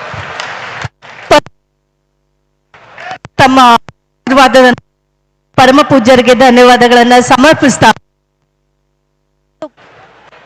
ಇವತ್ತಿನ ಈ ಒಂದು ಕಾರ್ಯಕ್ರಮದಲ್ಲಿ ನಮ್ಮ ಕರೆಗೆ ಹೋಗೊಟ್ಟು ಬಂದು ಕಾರ್ಯಕ್ರಮವನ್ನು ಸಫಲಗೊಳಿಸಿದಂತ ಎಲ್ಲ ಅತಿಥಿ ಗಣ್ಯರಲ್ಲೂ ಕೂಡ ಕತ್ತಿ ಪರಿವಾರ ಋಣಿಯಾಗಿದೆ. ಎಲ್ಲ ಅತಿಥಿ ಗಣ್ಯರಿಗೆ ಅದೇ ರೀತಿ ನೀವೆಲ್ಲರೂ ಕೂಡ ಸಾಹುಕಾರರ ನೆನಪುಗಳನ್ನ ಎದೆಯಲ್ಲಿ ದೀಪವಾಗಿಸಿಕೊಂಡು ನಂದ ದೀಪವಾಗಿಸಿಕೊಂಡು ಇಲ್ಲಿ ಬಂದಿದ್ದೀರಿ.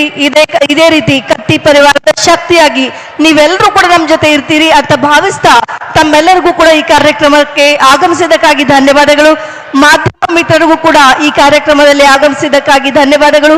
ಈ ಕಾರ್ಯಕ್ರಮದ ಸಫಲತೆಗೆ ತೆರೆಮರೆಯಲ್ಲಿ ಶಕ್ತಿಯಾಗಿ ನಿಂತಹ ಕಾರ್ಯಕ್ರಮವನ್ನು ಯಶಸ್ವಿಗೊಳಿಸಿದಂತ ಪ್ರತಿಯೊಂದು ಚಂದದ ಮನಸ್ಸುಗಳಿಗೂ ಕೂಡ ಕತ್ತಿ ಪರಿವಾರ ಋಣಿಯಾಗಿದೆ. ಎಲ್ಲರಿಗೂ ಊಟದ ವ್ಯವಸ್ಥೆ ದಯಮಾಡಿ ಎಲ್ಲರೂ ಕೂಡ ಊಟ ಮಾಡ್ಕೊಂಡು ಹೋಗ್ಬೇಕು ಅಂತ ಎಲ್ಲರಲ್ಲೂ ವಿನಂತಿಸಿಕೊಳ್ತಾ ಇದ್ದೇನೆ. ಮತ್ತೊಮ್ಮೆ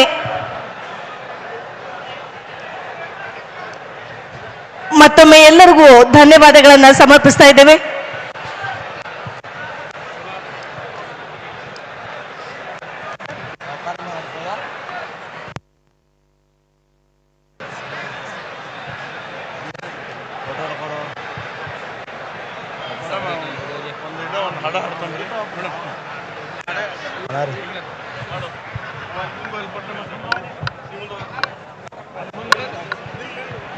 ಹಲೋ,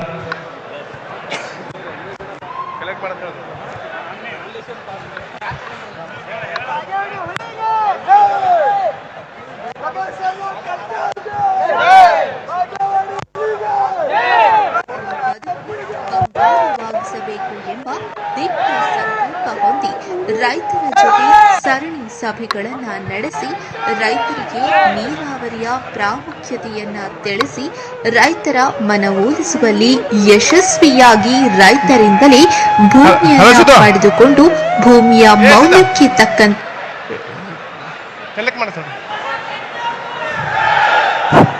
ಎಲ್ಲ ಕತ್ತಿ ಅಭಿಮಾನಿಗಳಿಗೂ ಬಂದಿದ್ದಕ್ಕೆ ಎಲ್ಲರಿಗೂ ಧನ್ಯವಾದಗಳು ಕೋರ್ತೇವೆ. ಕಲೆಕ್ಟ್ ಮಾಡಿ ಸಾಂಗ್ ಕಲೆಕ್ಟ್ ಮಾಡ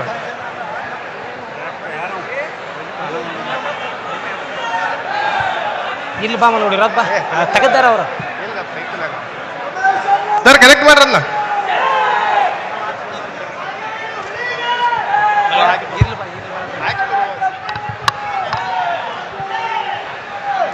ಹಲೋ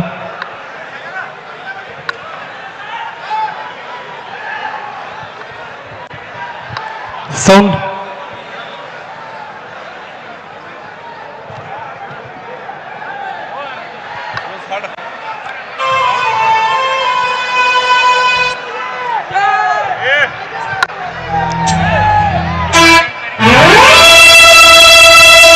ಸೌಕಾರ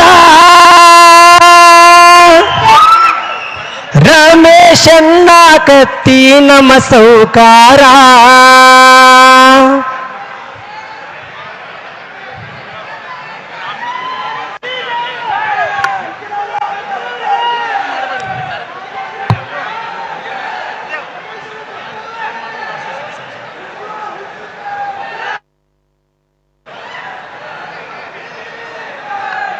ಸೌಂಡ್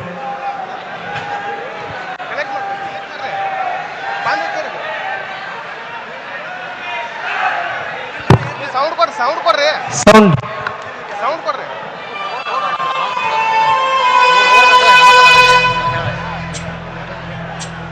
ವಾಪಸ್ ಕೊಡ್ತಾಳ